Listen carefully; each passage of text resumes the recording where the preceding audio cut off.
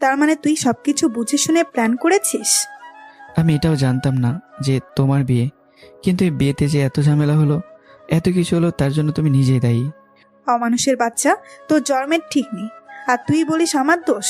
তুই হলি বখাটে, তোর বদনজর আমি বুঝে গেছিলাম, তাই প্ল্যান করেছিলাম প্রেমের অভিনয় করব। তুই আমাকে ভার্সিটিতে দিয়ে আসবি, নিয়ে আসবি, তাহলে অন্য কেউ ঝামেলা করবে না, আর তোর নজর থেকেও সেফ। কিন্তু তার জন্য তুই আমার এত বড় সর্বনাশ করলি, আমাকে কলঙ্কিত করলি, আমার চরিত্রে দাগ লাগিয়ে দিলি। অমানুষের বাচ্চা, তোর কিসের যোগ্যতা? তুই আমাদের বাড়ির কাজের লোকেরও যোগ্য না, আবার সামনে আসলে নারী নির্যাতনের মামলা করে জেলে ভরবো।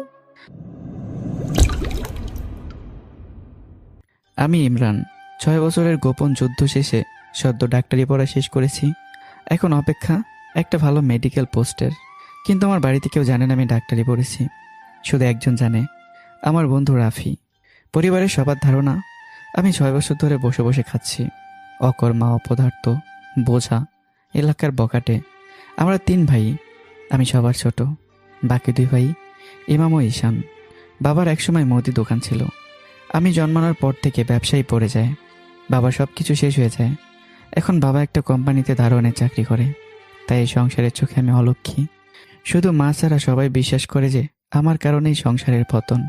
আমার জন্য আলাদা থালা, সবার খাওয়া শেষে যদি কিছু বেঁচে যায় তবে সেটাই আমার প্রাপ্য, সেটাই আমার খাবার।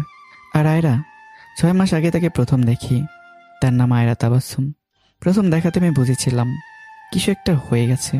তার চোখের দিকে তাকালে মনে হতো গভীর নীল সমুদ্রে ডুবে যাচ্ছি। তার হাঁটার ভঙ্গি, চুলের হালকা ওড়াউড়ি, সব যেন অদ্ভুত মায়াবী। আমি প্রতিদিন দূর থেকে তাকিয়ে থাকতাম। এলাকায় আমার বদনাম আছে, সবাই আমাকে বকাটে ভাবে, কিন্তু কেউ জানে না রাতের পর রাত টিউশনি করে আমি নিজের পড়ার খরচ চালিয়েছি। কেউ জানে না অন্ধকারে বসে আমি মানুষের জীবন বাঁচানোর স্বপ্ন দেখি। প্রতিদিন আমি লুকিয়ে লুকিয়ে আয়রাকে দেখি। একদিন আয়রা নিজে এসে দাঁড়ালো সামনে। এই যে মিস্টার, প্রতিদিন এভাবে তাকিয়ে থাকেন কেন? প্রথমে গলা শুকিয়ে গিয়েছিল, তারপর নিজেকে সামলে বলেছিলাম, আপনাকে আমার খুব পছন্দ। বলতে গেলে লাভ এট ফার্স্ট সাইট। সে চোখ কুঁচকে বলেছিল, টাইম পাস নাকি বিয়ের ইচ্ছা? জীবনে প্রথম কাউকে পছন্দ করলাম, বিয়ে করব বলেই। কাল জানাবো। সেদিন আমার মনে হয়েছিল পৃথিবীটা আমার হয়ে গেছে। সেদিন বাড়ি ফিরে আনন্দে পানি খাওয়ার সময় গ্লাস ফেলে দিয়েছিলাম। গ্লাস ভেঙে যেতেই বড়ভাবে এসে 2টা কষিয়ে চড় দিলেন।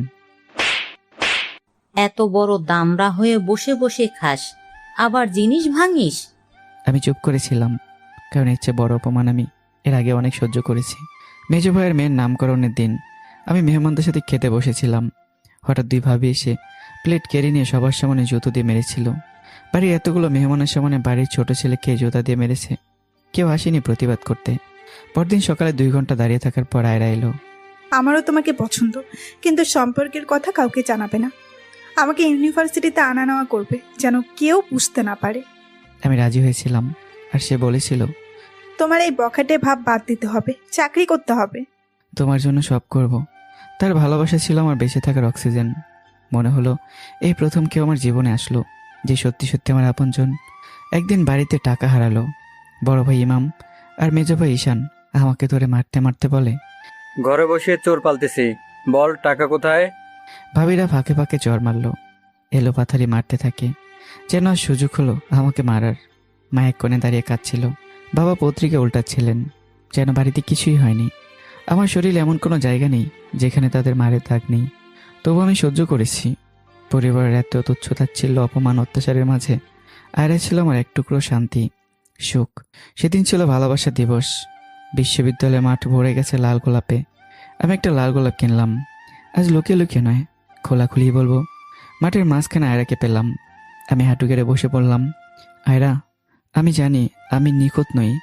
আমার নামের পাশে এখনো কোনো চাকরির ট্যাগ নেই।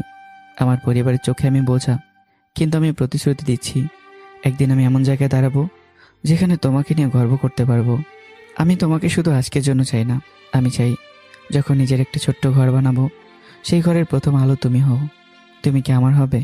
শুধু প্রেমিকা না, আমার ভবিষ্যৎ, আমার ঘর, আমার সাহস। চারপাশে ফিসফাস, কেউ মোবাইলে ভিডিও তুলছে। আমি ভেবেছিলাম সে হাসবে। সে ফুলটা নিয়ে আমার মুখে সরে মারল, আর তারপর অমানুষের বাচ্চা, তোর কিসের যোগ্যতা তুই আমাকে প্রপোজ করিস? তুই আমাদের বাড়ির কাজের লোকেরও যোগ্য না, আবার সামনে আসলে নারী নির্যাতনের মামলা করে জেলে ভরবো। মাঠ নিস্তব্ধ, সবার চোখ আমার দিকে। আমি বুঝলাম না কোথায় ভুল করলাম। এই হলো কাহিনী। এবার বর্তমান। সেদিনের পর আমি ভেঙে পড়লাম। মদের বোতল হলো সঙ্গী। পরিবারের অপমান আমাকে এতটা কষ্ট দেয়নি, কিন্তু আয়রার কথাগুলো বুক চিরে বসে রইল।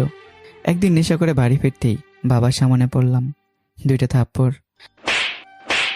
আজ আমার অফিসের মালিকের ছেলের বিয়ে, তোকে নিয়ে গিয়ে পিয়নের চাকরি চাইব, আর তুই মদ খেয়ে আসলি। তোমরা রেডি হও, আমি ওকে তৈরি করে আনছি। বাবার কাছে আমি শূন্য, কারণ আমি টাকা আনি না। বড় ভাই ইমাম, মেজো ভাই ঈশান, তারা টাকা আনে, তাই তারা সম্মান পায়। আমি আমি এই সংসারের বোঝা। মদের ঝাঁজ তখনও মাথার ভেতর কাঁপন তুলছে।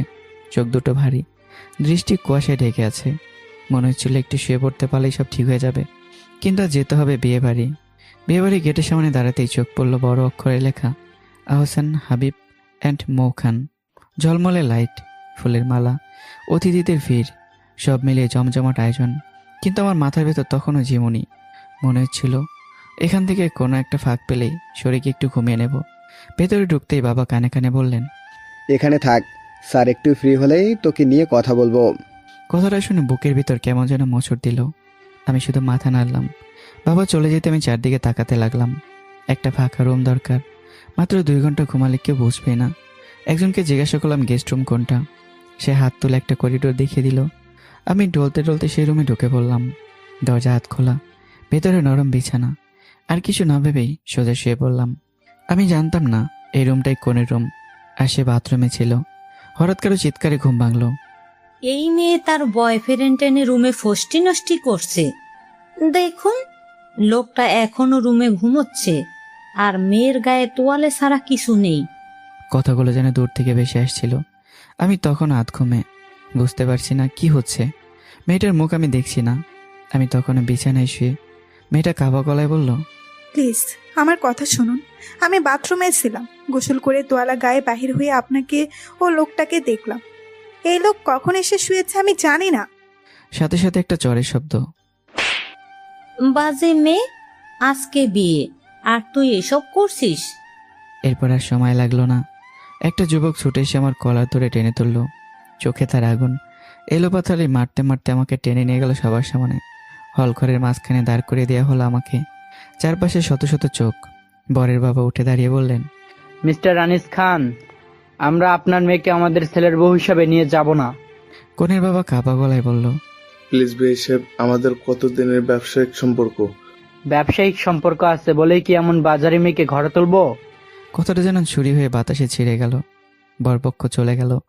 লাইটগুলো তখনও জ্বলছে, কিন্তু আনন্দ নিভে গেছে। হঠাৎ এক গর্জন। এই ছেলে, তোমার নাম কি?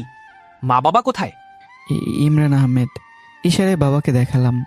সেই বৃদ্ধ মানুষটি আসাদুল খান। তার চোখে আগুন।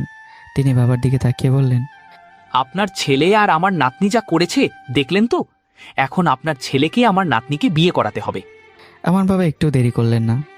এটা আপনাদের বিষয়। এই মুহূর্তে আমি এই ছেলেকে ত্যায্য পুত্র করলাম। আমার বাড়িতে ওর আর ওর বউয়ের কোনো জায়গা নেই। কথাটা বলে তিনি চলে গেলেন। মা পিছন ফিরে ফিরে তাকাচ্ছিলেন, চোখে অশ্রু। আমি দাঁড়িয়ে রইলাম নিঃস্ব, এক মুহূর্তে পরিবারহীন। কনের বাবা আনিস খান হতাশ কণ্ঠে বললেন, বাবা, এমন ছেলের সাথে আমার মেয়ের বিয়ে কিভাবে সম্ভব? ঘর নেই, ঠিকানা নেই, না আজ পারিবারিক শিক্ষা। কেউ সাহস করে কিচ্ছু বলছে না। আবারও গর্জে উঠলেন আসাদুল খান, চুপ, সবাই চুপ। এই মেয়ের কীর্তি সবাই দেখেছে, এখন কে করবে ওকে বিয়ে? এই ছেলের সাথেই বিয়ে হবে, আর ছেলে ঘরজামাই হয়ে থাকবে। খানবাড়ির ঘরজামাই হওয়াও ওর ভাগ্যের ব্যাপার। কোনে এবার কাঁদতে কাঁদতে বলল, দাদু আমি কিছু করিনি, প্লিজ বিশ্বাস করো। কিন্তু আসাদুল খান কোনো কিছুর অপেক্ষা না করে বলে, তুই আমাদের সম্মান নিয়ে খেলেছিস। এই খানবাড়ির দিকে কেউ চোখ তুলে তাকানোর সাহস নেই, সেখানে আজ আমাদের চোখে চোখ রেখে কথা বলে গিয়েছে। দাদু প্লিজ আমার কথা শোনো। আমি তখন আধো নেশায়, মুখে কথাই আসছে না। ঘটনা যেন সিনেমার দৃশ্য, আমি শুধু চরিত্র। ঘন্টার পর ঘন্টা কেটে গেল। কিভাবে কখন কার নির্দেশে সব কিছু ঝাপসা। শেষমেশ বিয়ে হয়ে গেল। 4-5 ঘন্টা পরে যখন নেশা পুরো কেটে গেল, তখন একে একে সব মনে পড়ল। আমার জন্য একটা মেয়ের বিয়ে ভেঙেছে, তার জীবনে কলঙ্ক লেগেছে, সে এখন আমার স্ত্রী, আর আমি এই বাড়ির ঘর জামাই। কিন্তু মেয়েটার মুখ তো ভালো করে দেখলামই না। সে কেমন, কালো, ফর্সা, সুন্দর, নাকি শারীরিক কোনো সমস্যা আছে?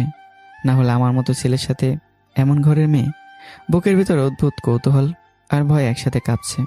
একটু পর একটা কিশোরী মেয়ে এসে বলল, আমার সাথে আসুন। আমি নিঃশব্দে পিছনে চললাম। দীর্ঘ করিডোর পেরিয়ে সে একটা দরজার সামনে থামলো।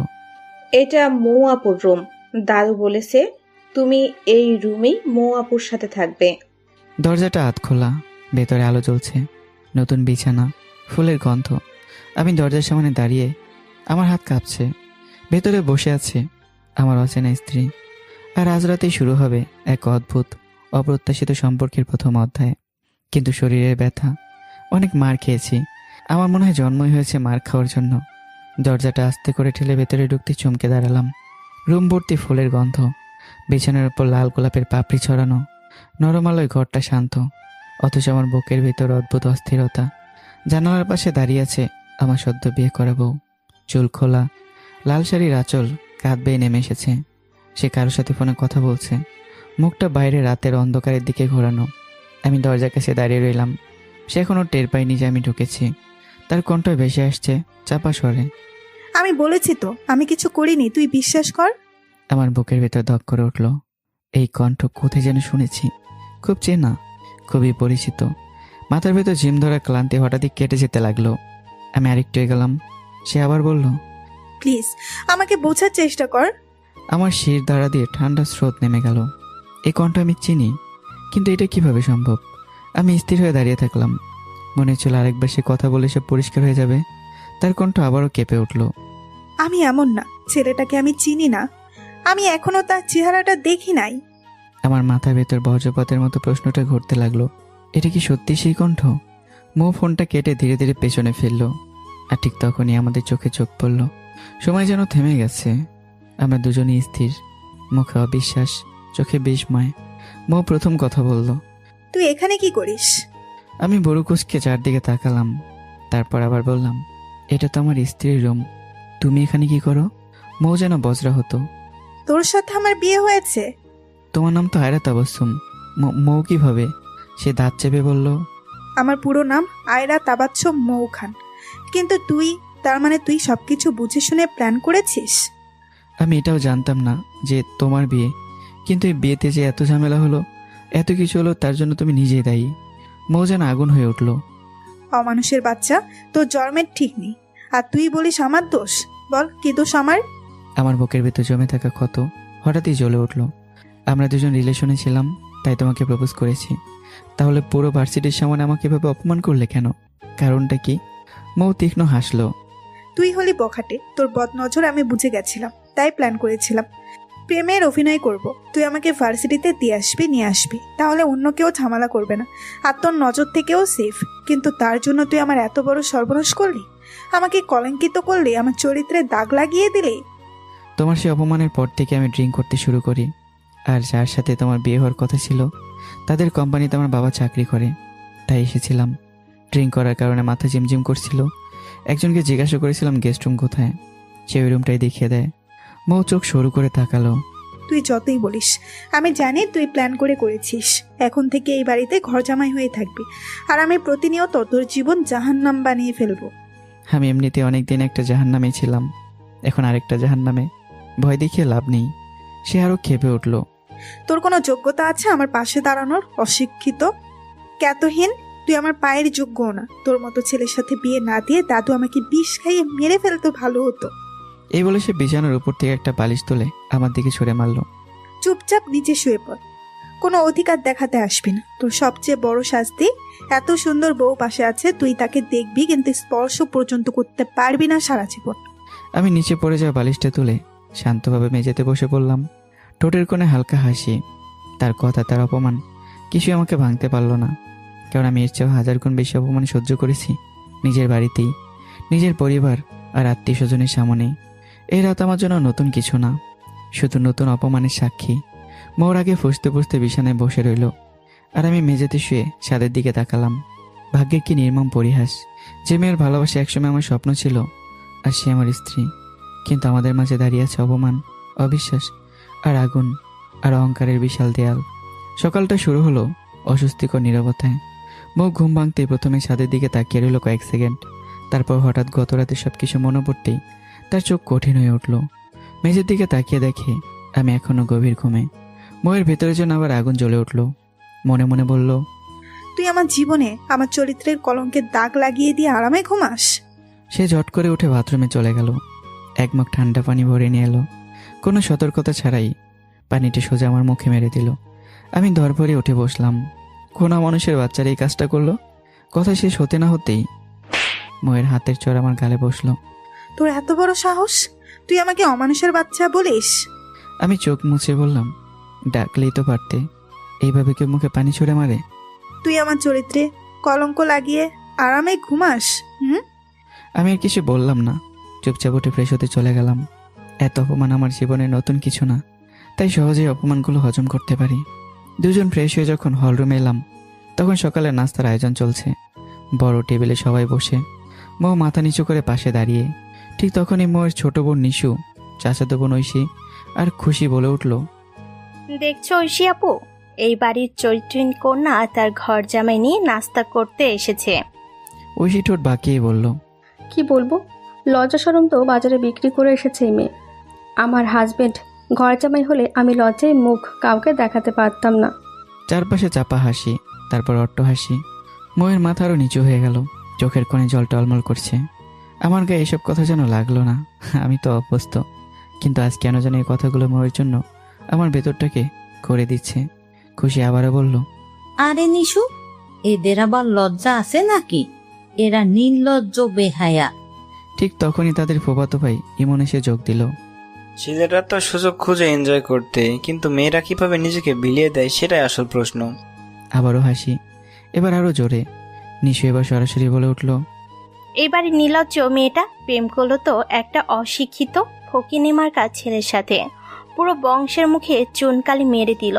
নিজের ছোট বোন নিজের কাজিনদের মুখে এমন কথা ময়ের বুকের ভেতরটায় ফেটে যাচ্ছিল। এত অপমান সে জীবনেও পায়নি। এক মুহূর্তের জন্য মনে হলো, যদি আত্মহত্যা পাপ না হতো। তার চোখ বেয়ে জল গড়িয়ে পড়ল। আমি স্থির হয়ে দাঁড়িয়ে আছি, কারণ আমি অসহায়। এই বাড়িতে আমার কোনো অবস্থান নেই, কিন্তু আজ আমার নিজের অপমানের চেয়ে বেশি কষ্ট হচ্ছে ময়ের অপমানে। কেন আমি নিজেও বুঝতে পারছি না।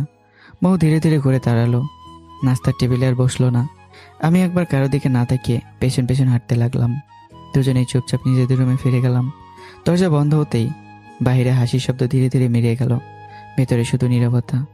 দুই মানুষ, একটা ভুল বোঝাবুঝির বিয়ে, আর চারপাশে অবিরাম অপমানের দেয়াল। কিন্তু আজ প্রথমবার আমার মনে প্রশ্ন জাগলো, আমি কি শুধু নিজের জন্য লড়ব, নাকি এই মেয়েটার জন্য? রুমে ফিরে দরজা বন্ধ হতেই মৌ বিছানার ধারে বসে পড়ল। দু হাতে মাথা চেপে ধরে আছে, চুল এলোমেলো, চোখ লাল। আমি চুপচাপ দাঁড়িয়ে আছি, মুখে কোনো কথা নেই। হঠাৎ মৌ মাথা তুলে তাকালো। এখন তুই খুশি তো? ভার্সিটির মাঠে তোকে অপমান করেছিলাম, তাই এখন সারা জীবনের বদলা নিলি? কথাগুলো বিষের মতো বেরিয়ে এলো। আয়রা, সত্যি বলছি, আমি জানতাম না এটা তোমাদের বাড়ি, আর এটা যে তোমার বিয়ে সেটাও জানতাম না। মৌ তীক্ষ্ণ চোখে তাকালো। এখন জানলে কি হবে? তুই তো এখন খুশি। আমি মাথা নাড়লাম। নিজে তোমার অপমান হয়নি আয়রা, আমার স্ত্রীর অপমান হয়েছে। কথাটা শুনে মৌ থমকে গেল। চোখে এক মুহূর্তের জন্য বিস্ময় ফুটে উঠল। সে কিছু বলতে যাচ্ছিল, ঠিক তখনই দরজায় কড়া নাড়ার শব্দ। মৌ উঠে দরজা খুলল। দরজার সামনে দাঁড়িয়ে আছে তার বাবা আনিস খান। তিনি ভেতরে ঢুকতে ঢুকতে বলতে লাগলো, এমন একটা অশিক্ষিত কেতহীন নিচু জাতের ছেলের সাথে আমাদের মান সম্মান সব শেষ করে দিলে। মৌ মাথা নিচু করে দাঁড়িয়ে রইল। আনিস খান এবার আমার দিকে তাকালেন, দৃষ্টিতে অবজ্ঞা। শোনো ছেলে, এখন থেকে তুমি এই বাড়ির সব কাজ করবে, বাগানে পানি দেওয়া, গাড়ি পরিষ্কার করা, বাজার করা, এইসব এতেই হবে। কথাগুলো ছুড়ে দিয়ে তিনি বেরিয়ে গেলেন। দরজা বন্ধ হতেই রুমে ভারী নীরবতা নেমে এলো। মৌ তিক্ত হেসে বলল, দেখলি, নিজের বাবা পর্যন্ত অপমান করছে। বাবা তোকে কাজ দেয়নি, আমাকে বুঝিয়ে দিল আমার স্বামী এই বাড়ির কাজের লোক। এখানে আমি বা কি করব? মৌ তাকালো আমার দিকে। তোর বাবা তো তোকে ত্যায্যপুত্র করে দিয়েছে। আমি কয়েক সেকেন্ড চুপ থেকে আবারও বললাম, তুমি চাইলে আমাকে ডিভোর্স দিতে পারো। মৌ হালকা হেসে ফেললো, কিন্তু সেই হাসিতেও ব্যথা। কিভাবে বল?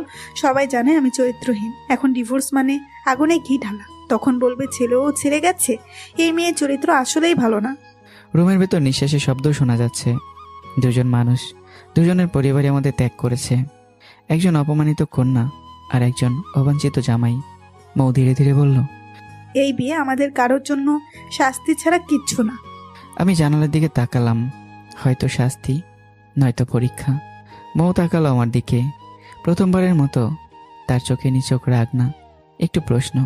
আর নীরবতার ভেতর অদৃশ্যভাবে শুরু হলো এক অদ্ভুত সহাবস্থানের গল্প। কিছুক্ষণ পর দরজা খুলে একজন কাজের লোক ভেতরে ঢুকলো। তার হাতে ট্রে, নাস্তা সাজানো। তার পেছন পেছন ধীরে রুমে প্রবেশ করলেন আসাদুল খান। কাজের লোক নাস্তা টেবিলে রেখে বেরিয়ে গেল। আসাদুল খান গম্ভীর কণ্ঠে বললেন, মৌ, নে, দুজন নাস্তা করে নে। রাগ করে লাভ নেই, এই অপমান তোর প্রাপ্য ছিল। মৌ যেন বিশ্বাসই করতে পারছিল না। দাদু, তুমিও এমন বলছো? আমি সত্যি বলছি, আমি ওকে চিনি না, এমন কিচ্ছু করিনি। বৃদ্ধের চোখ কঠিন হয়ে উঠল। দাদু ভাই, তোর কি মনে হয় আমি এমনি এমনি লোকের কথায় আমার নাতনির বিয়ে এমন থার্ড ক্লাস অশিক্ষিত কেতের ছেলের সাথে দিয়ে দেব? মৌয়ের চোখ বড় হয়ে গেল। তার মানে কি দাদু? আসাদুল খান ধীরে ধীরে বললেন, চুল দাড়ি পেকে গেছে এমনি এমনি না। তুই এই ছেলের সাথে নিয়মিত ভার্সিটি যাওয়া আসা করিস, আমি নিজ চোখে দেখেছি। তোকে যদি টাকা খরচ করে ভালো পরিবারে বিয়ে দিতাম, তারপর তুই এই ছেলের সাথে ফষ্টি নষ্টি করতিস, তাহলে কি হতো? তাই আগেই এই ছেলের সাথে বিয়ে দিলাম।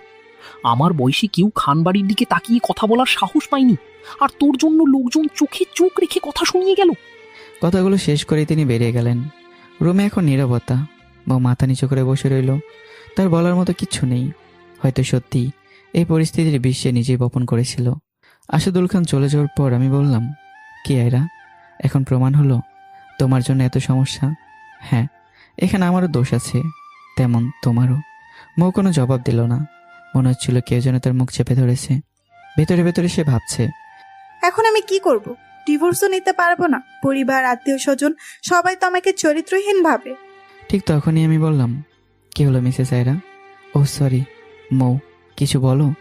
মৌ নিঃশ্বাস ফেলে বলল, সবাই যখন অপমান করছে তুমিও করো, আমার কিছু বলার নেই, কিন্তু আমার অপরাধ কি বলবে? আমি কিছুক্ষণ চুপ থেকে আবারও বললাম, তোমার সবচেয়ে বড় অপরাধ, তুমি আমার মন নিয়ে খেলেছ।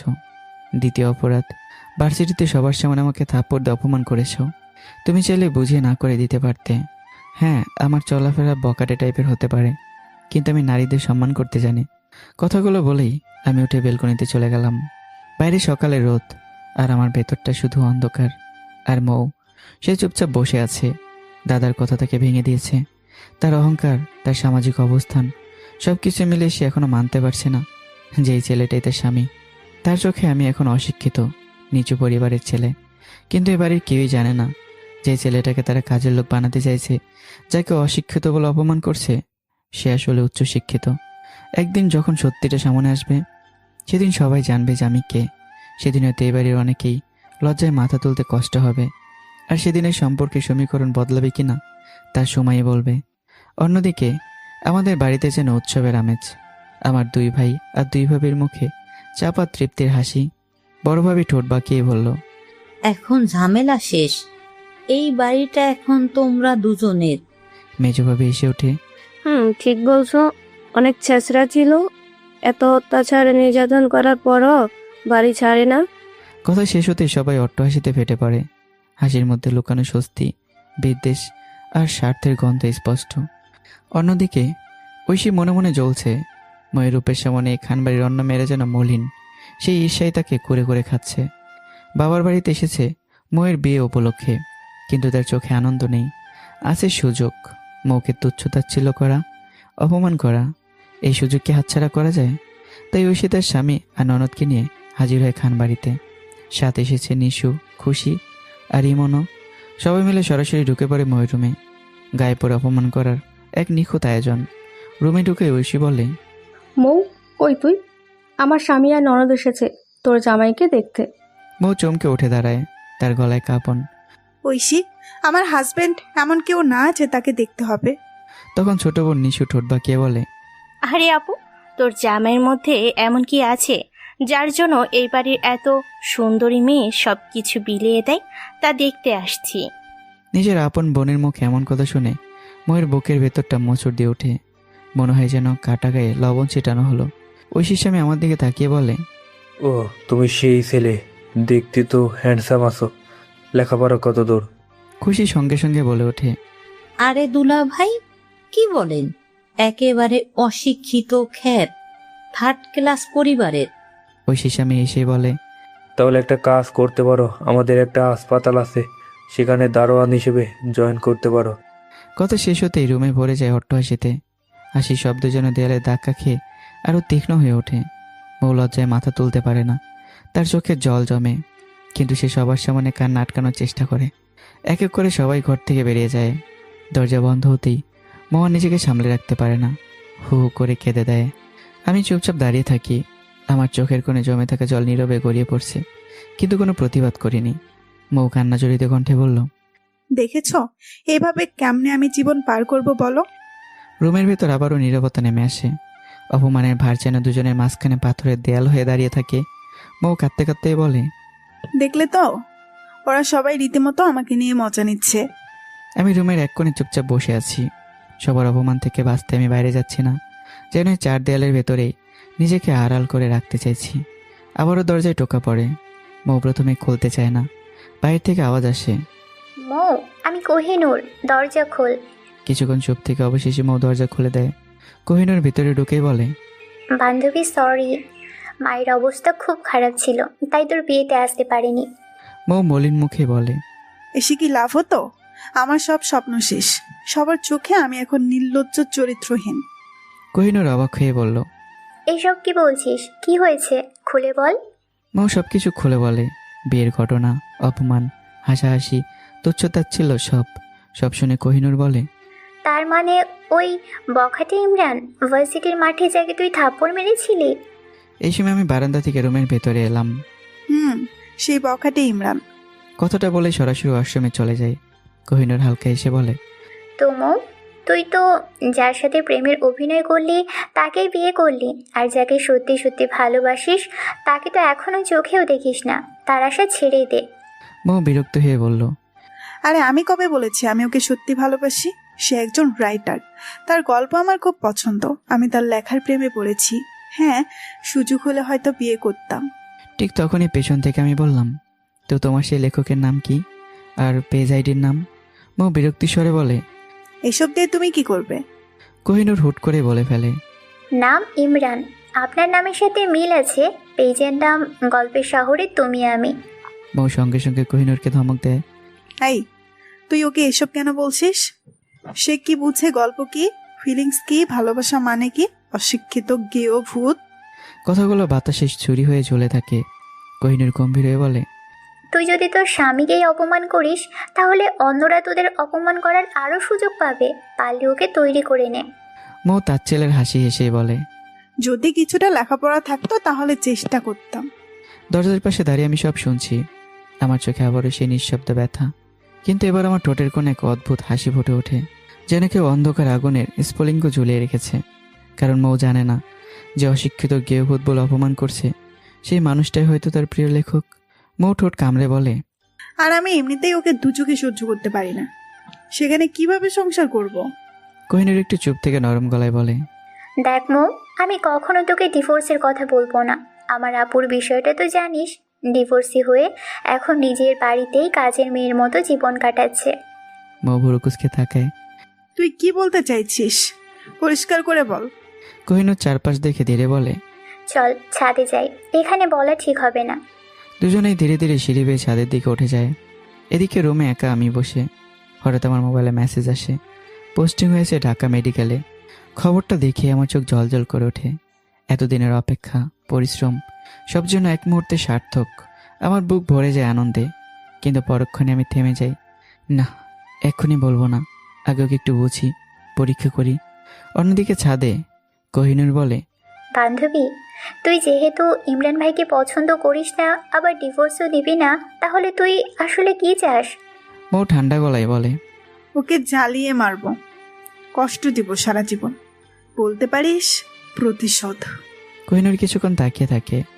বলতে গেলে অপরাধটা আগে তুইই করেছিস, তবু একটা প্ল্যান আছে। মৌ আগ্রহ নিয়ে বলে, কি প্ল্যান? বাসায় ওর সাথে ঝামেলা করবি, অপমান করবি, সময় বুঝে আলাদা বাসা নিবি। এটা আবার কেমন প্ল্যান? এখানে তোকে সবাই অপমান করবে, আলাদা বাসায় নিলে কেউ করবে না। তুই সবার তুচ্ছ তাচ্ছিল্য থেকে বাঁচবি। তাতে ওর উপর প্রতিশোধ কিভাবে নেব? ওর সবচেয়ে বড় শাস্তি হবে তোর খরচ বহন করা। ওকে বলবি তুই কিভাবে থাকতে চাস, বড় ফ্ল্যাট, হাত খরচ, শপিং, সব কিছু। টাকা যাবে, পাগল হয়ে যাবে। এগুলো সে কোথা থেকে পাবে? সেটাই তো আসল কষ্ট। টেনশনে নিজেই ভেঙে পড়বে। আর শোন, এত খরচের কথা একসাথে বলিস না, ধীরে ধীরে চাপ বাড়াবি। তাহলে আজ থেকে ওকে অপমান করে তুচ্ছ তাচ্ছিল্য করে কথা বলা শুরু করি। এমনভাবে করবি যেন সে নিজে থেকেই বলে আলাদা বাসা নেব। দুজনের মুখে অদ্ভুত হাসি ফুটে ওঠে। এইদিকে আমার ফোন আবারও বেজে ওঠে। মেডিকেল কর্মকর্তার কল। আমাকে জানানো হয় সরকারি গাড়ি আর ফ্ল্যাট বাসা বরাদ্দ হয়েছে। আগামী 1 মাসের মধ্যে সেখানে উঠতে হবে।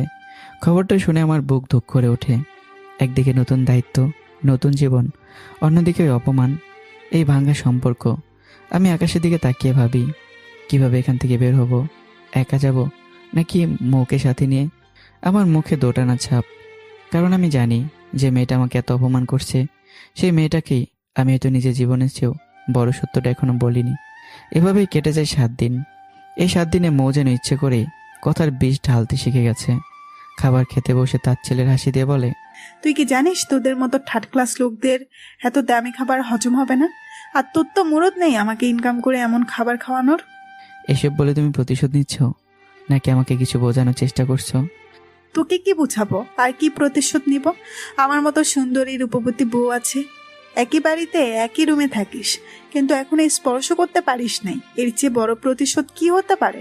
কথাটা শেষ হতেই আমি হাততালি দিয়ে হেসে উঠি। আরে মিসেস মৌ, তুমি আসলে পাগল। মৌ রেগে যায়। আমি পাগল? কিভাবে পাগল হলাম? তুমি সুন্দর, এটা সত্যি, কিন্তু রূপবতী, তোমাকে দেখলে আমার কোনো ফিলিংস আসে না। তুমি যদি বিনা কারণে আমার সামনে দাঁড়াও তবু আমার কোনো অনুভূতি হবে না। মৌ যেন আগুন হয়ে ওঠে। কি বললে? আমি সুন্দর না, আমাকে দেখে তোর ফিলিংস আসছে না? এত রেগে লাভ নেই। যদি সত্যি ফিলিংস আসতো তাহলে কি আমি জোর করে হলেও আমার অধিকার আদায় করে নিতাম না? সেটা করিনি কেন? এটা করলে তুমি কিচ্ছু করতে পারতে? হ্যাঁ, এক কথায় মৌ থরথর করে কাঁপতে থাকে। রাগ, অপমান, বিস্ময় সব মিলিয়ে যেন ফেটে পড়বে। পরদিন সকালে সিঁড়ির কাছে আমার চোখাচোখি হয় আমার শালিকা নিশুর সাথে। নিশু পথ আটকে দাঁড়িয়ে বলে, কি মিস্টার ঘর জামাই, কই যান? কতদিন এভাবে বসে বসে খাবেন? বড়লোকের মেয়ে ফাঁসিয়ে বিয়ে করলেন, এখন লাইফ সেটেল। পেছন থেকে ময়ের গলা ভেসে আসে, পারলে তুইও বিয়ে করে তোর হাজবেন্ডকে ঘর জামাই কর, অযথা আমাদের পিছে লেগে কি লাভ? নিশু ঠোঁট বাঁকায়। বাহ আপু, বাহ, পুরো পরিবারের মুখে চুনকালি মেখে এখন বড় বড় কথা। থাক মৌ, ছোট মানুষ। মৌ এবার গর্জে ওঠে, তুমি চুপ থাকলে আমি আর চুপ থাকবো না। আর কি বললে? ছোট মানুষ না? ওর 3টা বয়ফ্রেন্ড আছে, এটা জানো? আমার শালিকা তো দেখি পুরো প্লে গার্লস। নিশু রেগে যায়। মিস্টার ঘর জামাই, মুখ সামলে কথা বলবেন। মৌ এবার সরাসরি বলে, মুখ সামলে তুই কথা বলিস। আমরা স্বামী স্ত্রী যা খাচ্ছি আমার বাবার টাকায় খাচ্ছি। তোর সমস্যা হলে বাবাকে বল, না হয় বিয়ে করে জামাইকে ঘর জামাই করে রাখ। নিশুর আগে গজগজ করতে করতে চলে যায়।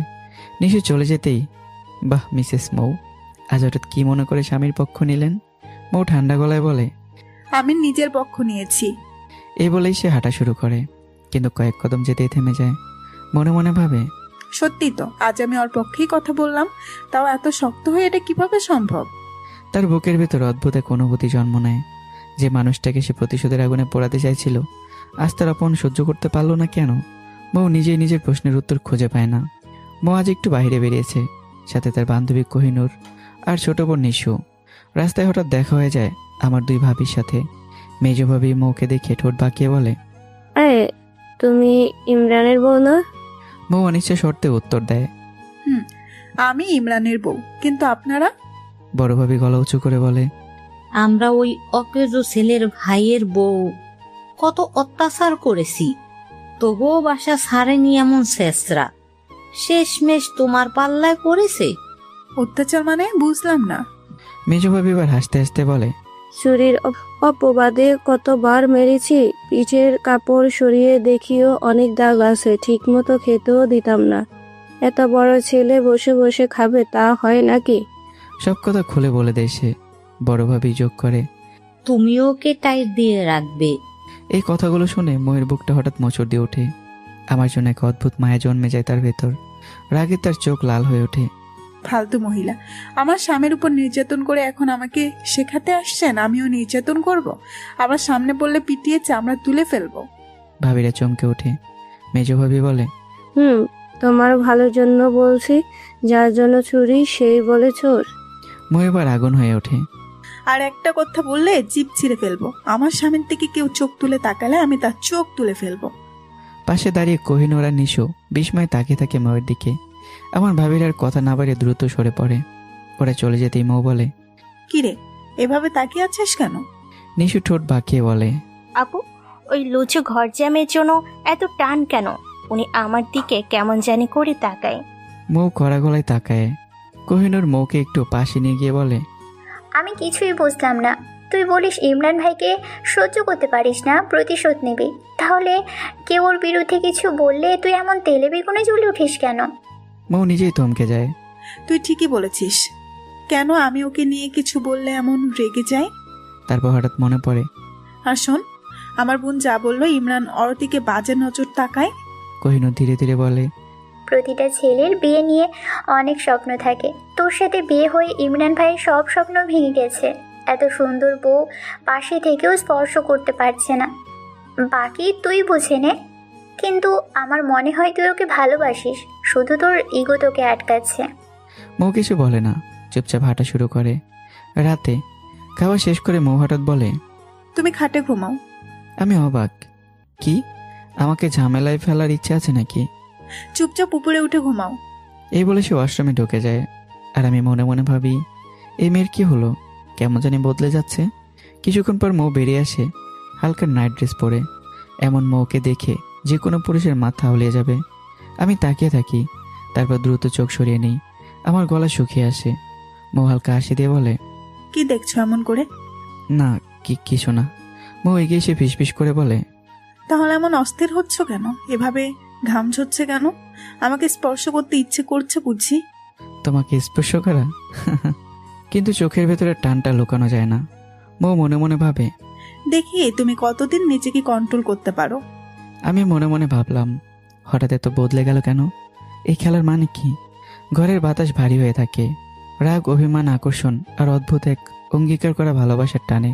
দুজনের মুখে অঙ্গীকার, কিন্তু নীরবতা আমাদের গোপন সত্যিটা জানে। আমি জীবনে কখনো মৌকে এভাবে দেখিনি। শুধু মৌ না, এমন অবস্থায় কোনো নারীকে দেখিনি। আমার চোখ বারবার পিছলে যাচ্ছে, বুকের ভিতর কেমন অস্থিরতা। তবুও দাঁতে দাঁত চেপে নিজেকে কন্ট্রোল করে অন্যদিকে ফিরে শুয়ে পড়ি। ওইদিকে মৌ চোখ বন্ধ করে শুয়ে আছে, কিন্তু তার চোখে ঘুম নেই। মৌ মনে মনে ভাবে, দিন দিন আমি কেমন জানি ওর প্রতি দুর্বল হয়ে যাচ্ছি, খুব দুর্বল। হয়তো এটাই স্বামী স্ত্রীর পবিত্র বন্ধন। কোহিনূর সত্যিই ঠিক বলেছে, আমার ইগোর জন্য আমি ওকে কিছুই বলতে পারি না। হঠাৎ সে আমার দিকে ফিরে মনে মনে বকতে থাকে, কি পুরুষ তুই? নিজের বউকে আপন করে নিতে পারিস না, নিজে অধিকার আদায় করতেও পারিস না। তুই যদি নিজে থেকে সব নিয়ে নিতিস তাহলে হয়তো আমি তোকে আপন করে নিতাম। তুই নিজে থেকে না নিলে আমিও কোনোদিন নিজে থেকে তোর অধিকার দেব না। এসব ভাবতে ভাবতে কখন যে দুজনের চোখে ঘুম নেমে আসে কেউ টেরই পায়নি। সকালে ঘুম থেকে উঠে আমি দেখি মৌ পাশে নেই। তাকে খুঁজতে খুঁজতে হঠাৎ করে ধাক্কা লাগে ঐশীর স্বামীর সাথে। মুহূর্তে সে কলার চেপে ধরে এলোপাথারি থাপ্পড় মারতে শুরু করে। ছোট লোকের বাচ্চা, আমাকে ধাক্কা দিস, বিজাম্মা লারিস। থাপ্পড় মারতে মারতেই আমাকে টেনে হলরুমের সামনে নিয়ে আসে। ঐশী এগিয়ে এসে জিজ্ঞাসা করে, কি করেছে এই ছোট লোকের বাচ্চা ঘর জামাই? ঐশীর স্বামী বলে, আমাকে ধাক্কা দিয়েছে। আমি ইচ্ছে করে ধাক্কা দেইনি। কথা শেষ হওয়ার আগে ঐশী কষে একটা থাপ্পড় মেরে বলে, অমানুষের বাচ্চা, তোর সাহস কিভাবে হয় আমার হাজবেন্ডকে ধাক্কা দেওয়ার? ঠিক তখনই বজ্রের মধ্যে এসে হাজির হয় মৌ। এক ঝাটকায় ঐশীর গালে কষে দুইটা থাপ্পড় বসিয়ে দিয়ে বলে, তোর কত বড় সাহস, তুই আমার স্বামীর গায়ে হাত দিস? চারপাশ নিস্তব্ধ। ঐশীর স্বামী এক পা পিছিয়ে যায়। ঐশী অবাক হয়ে বলে, মৌ, তুই এই ছোট লোকের বাচ্চার জন্য আমাকে মারলি? মৌ গর্জে ওঠে, ও ছোট লোক হোক, থার্ড ক্লাস পরিবারের হোক, এখন সে আমার স্বামী। অন্তত সেই হিসেবে ওকে সম্মান করতে পারিস। ঐশী তাচ্ছিল্য করে বলে, একটা ঘর জামাইকে কেন সম্মান করব? অশিক্ষিত গেয়েও। মৌ কঠিন গলায় বলে, আমার স্বামী অশিক্ষিত গেয়েও থার্ড ক্লাস পরিবারের, এটা আমি বুঝবো। ভবিষ্যতে ওর গায়ে হাত দেওয়ার আগে শতবার ভাববি। এই বলে আমার হাত ধরে টেনে রুমে নিয়ে যায় মৌ। রুমে ঢুকে মৌর আগে কাঁপতে কাঁপতে বলে, তুমি কি পুরুষ না? তোমার মধ্যে আত্মসম্মান নেই? সারা জীবন এইভাবে নির্যাতন সহ্য করবে? নিজের বাড়িতে ভাই ভাবির নির্যাতন, এখানে এসে নির্যাতন, সাথে বোনাস হিসাবে অপমান তো আছেই। কিছুক্ষণ থেমে আবার ধমক দিয়ে বলে, চুপ করে আছো কেন? একটু প্রতিবাদ করলেও তো পারো। তুমি কিভাবে জানলে ভাই ভাবির আমাকে নির্যাতন করতো? মৌ হঠাৎ এগিয়ে এসে আমার গেঞ্জি খুলে দেয়। দেখি তোমার পিঠ। ভাবিরা বলেছে পিঠে এখনো দাগ আছে। গেঞ্জি খুলতেই মৌ স্থির হয়ে যায়। পিঠ জুড়ে অসংখ্য দাগ, কোথাও কালছে, কোথাও কেটে যাওয়ার চিহ্ন। মনে হয় কেউ পিঠে শরীর ফাটিয়ে দিয়েছে। মৌ কাপা গলায় বলে, এগুলো কি দিয়ে মেরেছে? চুরির অপবাদে যা সামনে পেত তাই দিয়ে মারত। একদিন এমন মেরেছিল শরীর ফেটে রক্ত বের হয়েছিল, ডাক্তার পর্যন্ত দেখায়নি। ময়ের চোখের জল গড়িয়ে পড়ে আমার পিঠের ওপর। এই প্রথম সে আমার জন্য কাঁদছে। আমি অবাক হয়ে যাই, মায়ের পর কেউ আমার জন্য এভাবে কাঁদেনি। মৌ কাপা গলায় জিজ্ঞাসা করে, তুমি কি সত্যি চুরি করেছিলে? আমি মাথা নাড়ি, না খেয়ে মরবো, তবুও চুরি করব না। মৌ আবারও জিজ্ঞাসা করে, তাহলে? ভাইয়া বেতন পেয়ে মাঝে মধ্যে অন্যখানে খরচ করে ফেলতো, তাই বাবাকে বোঝানোর জন্য বলতো আমি চুরি করেছি। তারপর সব রাগ আমার উপর তুলতো। এই দাগগুলোই তার প্রমাণ। ময়ের চোখ থেকে টপ টপ করে জল পড়ে। সে ধীরে ধীরে আমার পিঠে হাত বোলাতে থাকে। তার বুকের ভেতরটা ভেঙে যাচ্ছে। এটা কি সত্যি তুমি যে আমার জন্য কাঁদছো? মৌ চোখ মুছতে মুছতে বলে, আমার তো আরো 2-3টা স্বামী আছে, তাদের জন্য কাঁদছি। কাপুরুষ একটা। এ বলে দ্রুত আশ্রমে ঢুকে যায় মৌ। আমি স্থির হয়ে দাঁড়িয়ে থাকি। আমার ঠোঁটে অদ্ভুত এক হাসি ফুটে ওঠে, আর চোখে বিস্ময়। মনে মনে বলি, এ কি হলো এটা? মৌকে আমাকে স্বামী হিসেবে মেনে নিতে শুরু করলো। বাইরে ঝড় বইছে না, কিন্তু এই রুমের ভেতরে দুজন মানুষের ভাঙ্গা সম্পর্কের দেয়ালে প্রথমবারের মতো নরম এক আলোর রেখা ফুটে উঠেছে। মৌ আশ্রম থেকে ফিরে এসে দেখে আমি পাশ ফিরে ঘুমিয়ে পড়েছি। এই দৃশ্য দেখে তার রাগ যেন দ্বিগুণ হয়ে যায়। সে একটা বালিশ তুলে আমার গায়ে কয়েকটা বাড়ি দিয়ে বলে, ঘুমা, তুই ভালো করে ঘুমা, কাপুরুষ একটা। আমি চমকে উঠে হাত ঘুমে তাকিয়ে থাকি। মনে মনে বলি, এখন আমি আবার কি করলাম, আর কাপুরুষ হলাম কিভাবে? মৌ পাশ ফিরে শুয়ে পড়ে, কিন্তু তার চোখে ঘুম নেই। মনে মনে বিড়বিড় করে, কি বোকা লোক, স্বামী হিসেবে পাইছি, কিছুই বোঝে না, ওর জন্য কান্না করলাম। ভাবলাম হয়তো আমাকে জড়িয়ে ধরে সান্ত্বনা দিবে, আর সে কিনা ঘুমাচ্ছে। বিয়ের দিন অপমানজনক ঘটনার পর থেকেই সবাই ময়ের চরিত্র নিয়ে কথা বলেছে। এই অপমানের বোঝা বইতে বইতে সে আমার সাথে খারাপ ব্যবহার করেছে। কিন্তু সত্যিটা হলো, সে আমাকে ভালোবাসে, শুধু তার অহংকার তাকে স্বীকার করতে দেয় না।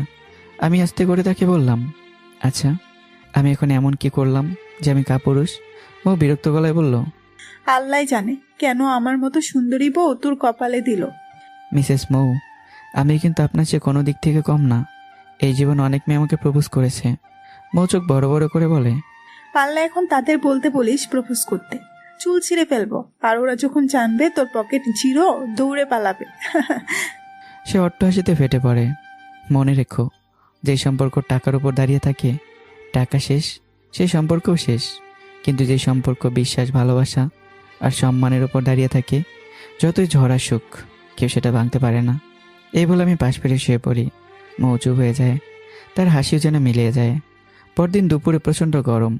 গোসল করে ভেজা চুলে শরীরে শুধু একটা তোয়ালে জড়িয়ে মৌ আমার সামনে এসে দাঁড়ায়। তার চোখে আজ অদ্ভুত চ্যালেঞ্জ। আমি তাকিয়ে সঙ্গে সঙ্গে চোখ নামিয়ে নেই। তোমার লজ্জা করে না এভাবে শুধু তোয়ালে জড়িয়ে আমার সামনে ঘুরছো? মৌ ঠোঁট বাঁকায়। তাতে কি হলো? আমি কি কোনো পরপুরুষের সামনে এসেছি? আমার সমস্যা আছে যা তুমি বুঝবে না। মৌ এগিয়ে এসে বলে, তুমি না বলেছিলে আমাকে বিনা কাপড়েও দেখলে তোমার ফিলিংস আসবে না? এখন আবার কি সমস্যা? আমার কপালে ঘাম জমে। আমি চোখ বন্ধ করে নিজেকে সামলাই।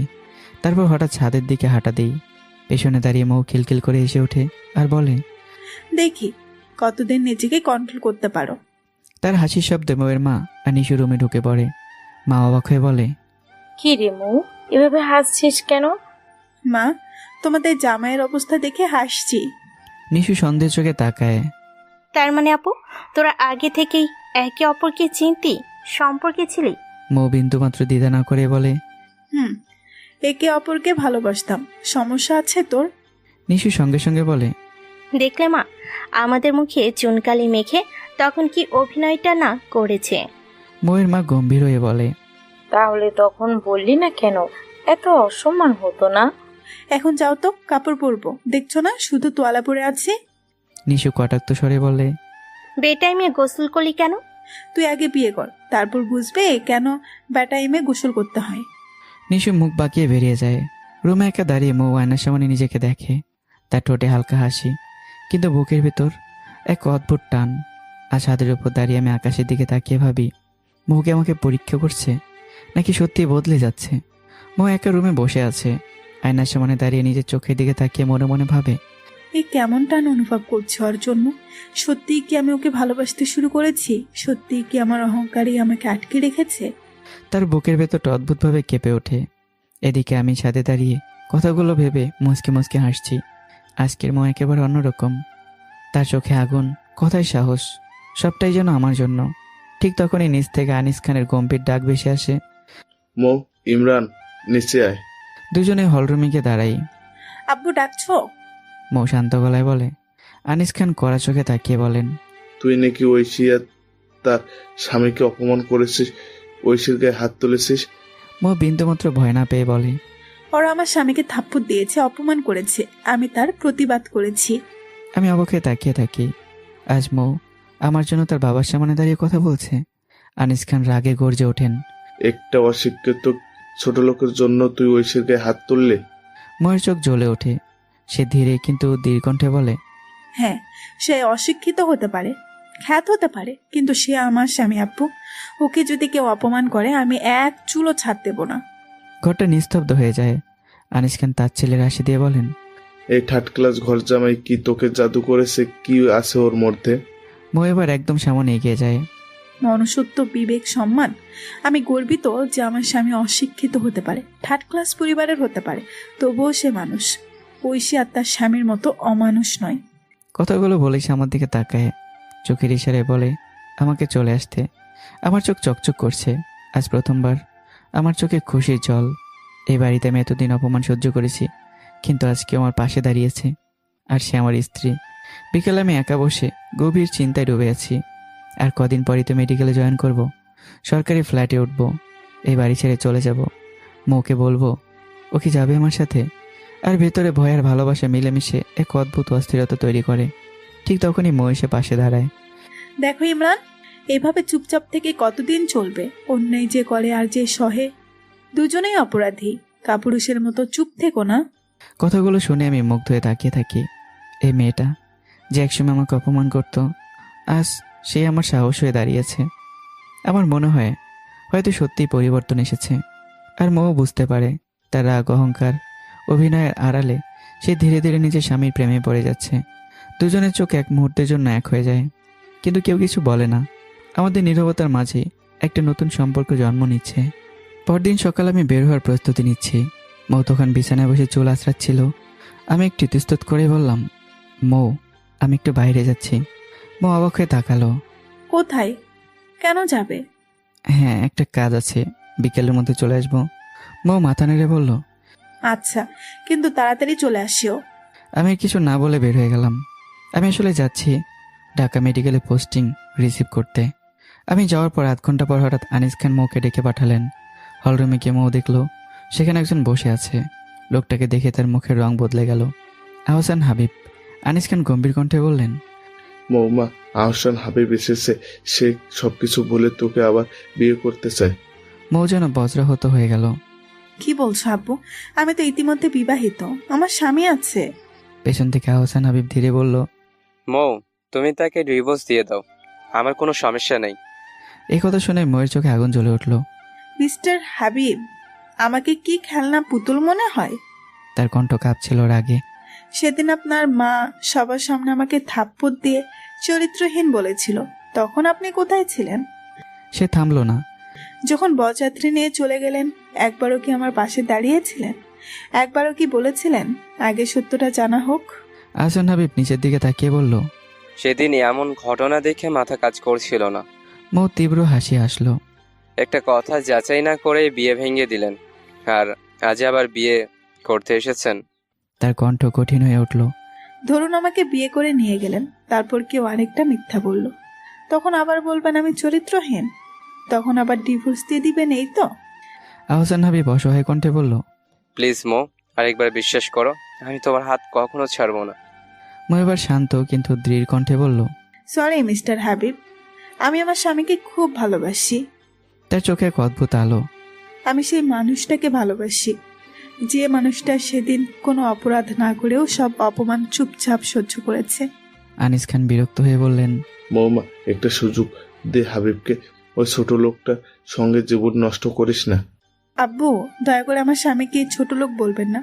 সে যেমনই হোক, সে আমার স্বামী। ঘরে নীরবতা নেমে এলো। আহসান হাবিব ধীরে উঠে দাঁড়ালো।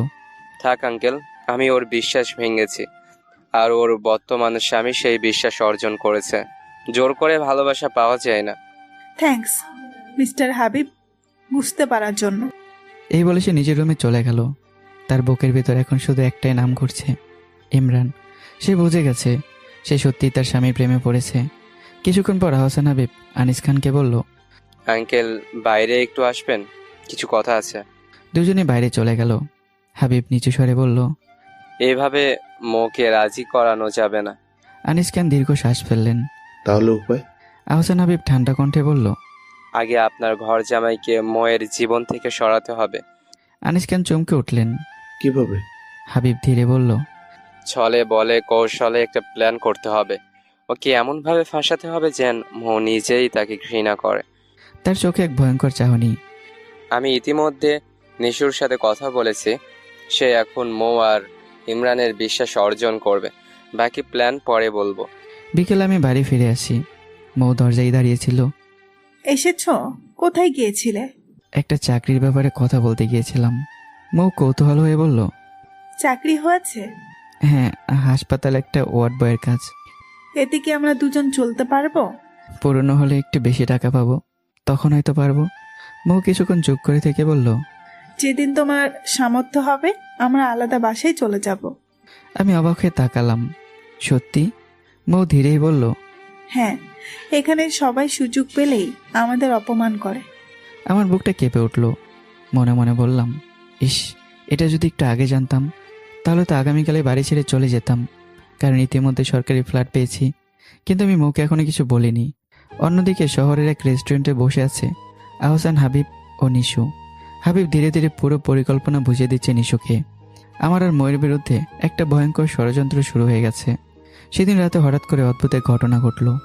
রাতের খাবারের সময় হঠাৎ নিশু এসে দরজায় দাঁড়িয়ে বলল, আপু, দুলা ভাইকে নিয়ে খেতে আয়। কথাটা শুনে মৌ আর আমি দুজনে যেন স্তব্ধ হয়ে গেলাম। মৌ অবাক হয়ে তাকিয়ে বলল, তুই কি বললে আবার বলতো? নিশু হালকা বিরক্তের ভান করে বলল, বললাম তো তুই আর দুলা ভাই খেতে আয়। মনে হয় কানে কম শুনিস। হঠাৎ করে আমার স্বামীকে দুলাভাই ডাকছিস কেন? নিশু একটু চুপ থেকে বলল, আসলে আপু, তোর বিয়ের দিন পরিবারের সবার এত অপমান হয়েছিল যে রাগে আমি খারাপ ব্যবহার করেছি। এখন মনে হচ্ছে ভুল করেছি। ইমরান ভাই, আমাকে ক্ষমা করে দিও। আরে তুমি নিজের ভুল বুঝতে পেরেছো, এটাই অনেক। এরপর তিনজন একসাথে ডাইনিং রুমের দিকে হাঁটতে লাগলাম। কিন্তু কে বুঝতে পারলাম না নিশুর এই পরিবর্তনের আড়ালে লুকিয়ে আছে অন্য কিছু। সেদিন রাতে ঘুমানোর আগেই মৌ অদ্ভুতভাবে সাজলো। চোখে গাঢ় কাজল, ঠোঁটে লাল লিপস্টিক আর গায়ে নীল শাড়ি। নিজেকে আয়নায় দেখে সে মুচকে হাসলো। শাড়ির আঁচলটা একটু সরিয়ে ইচ্ছে করেই পেটের কিছুটা অংশ খোলা রাখলো। তারপর ধীরে ধীরে আমার সামনে এসে দাঁড়ালো। আমি এক নজরে তাকিয়ে রইলাম মৌয়ের দিকে। আমার দৃষ্টি আটকে গেল মৌয়ের শাড়ির ফাঁক দিয়ে দেখা পেটের দিকে। মৌ সেটা লক্ষ্য করে মুচকে হাসলো। কিছুক্ষণ পর আমি হঠাৎ নিজেকে সামলে নিয়ে বললাম, এই তোমার কি লজ্জা করে না? একটা পুরুষের সামনে এভাবে পেট দেখিয়ে আছো? মৌ ঠোঁটে দুষ্ট হাসি এনে বলল, তোমার কি মনে হয় আমার লজ্জা নেই? আমি কি কোনো পরপুরুষের সামনে দাঁড়িয়ে আছি? এসব বুঝি না, এগুলো বন্ধ করো, আমার খুব সমস্যা হচ্ছে। তোমার সমস্যা হলে আমার কি? তুমি তো কাপুরুষ। আমি কিছু না বলে চোখ বন্ধ করে ঘুমানোর চেষ্টা করলাম। এই দৃশ্য দেখেই ময়ের ভিতরে রাগ আর হাসি দুটোই জমে উঠল। মনে মনে বলতে লাগলো, তুই কেমন পুরুষ রে? এত সুন্দর বউ এমন করে সামনে দাঁড়িয়ে আছে আর তুই একটু রোমান্টিকও হতে পারিস না?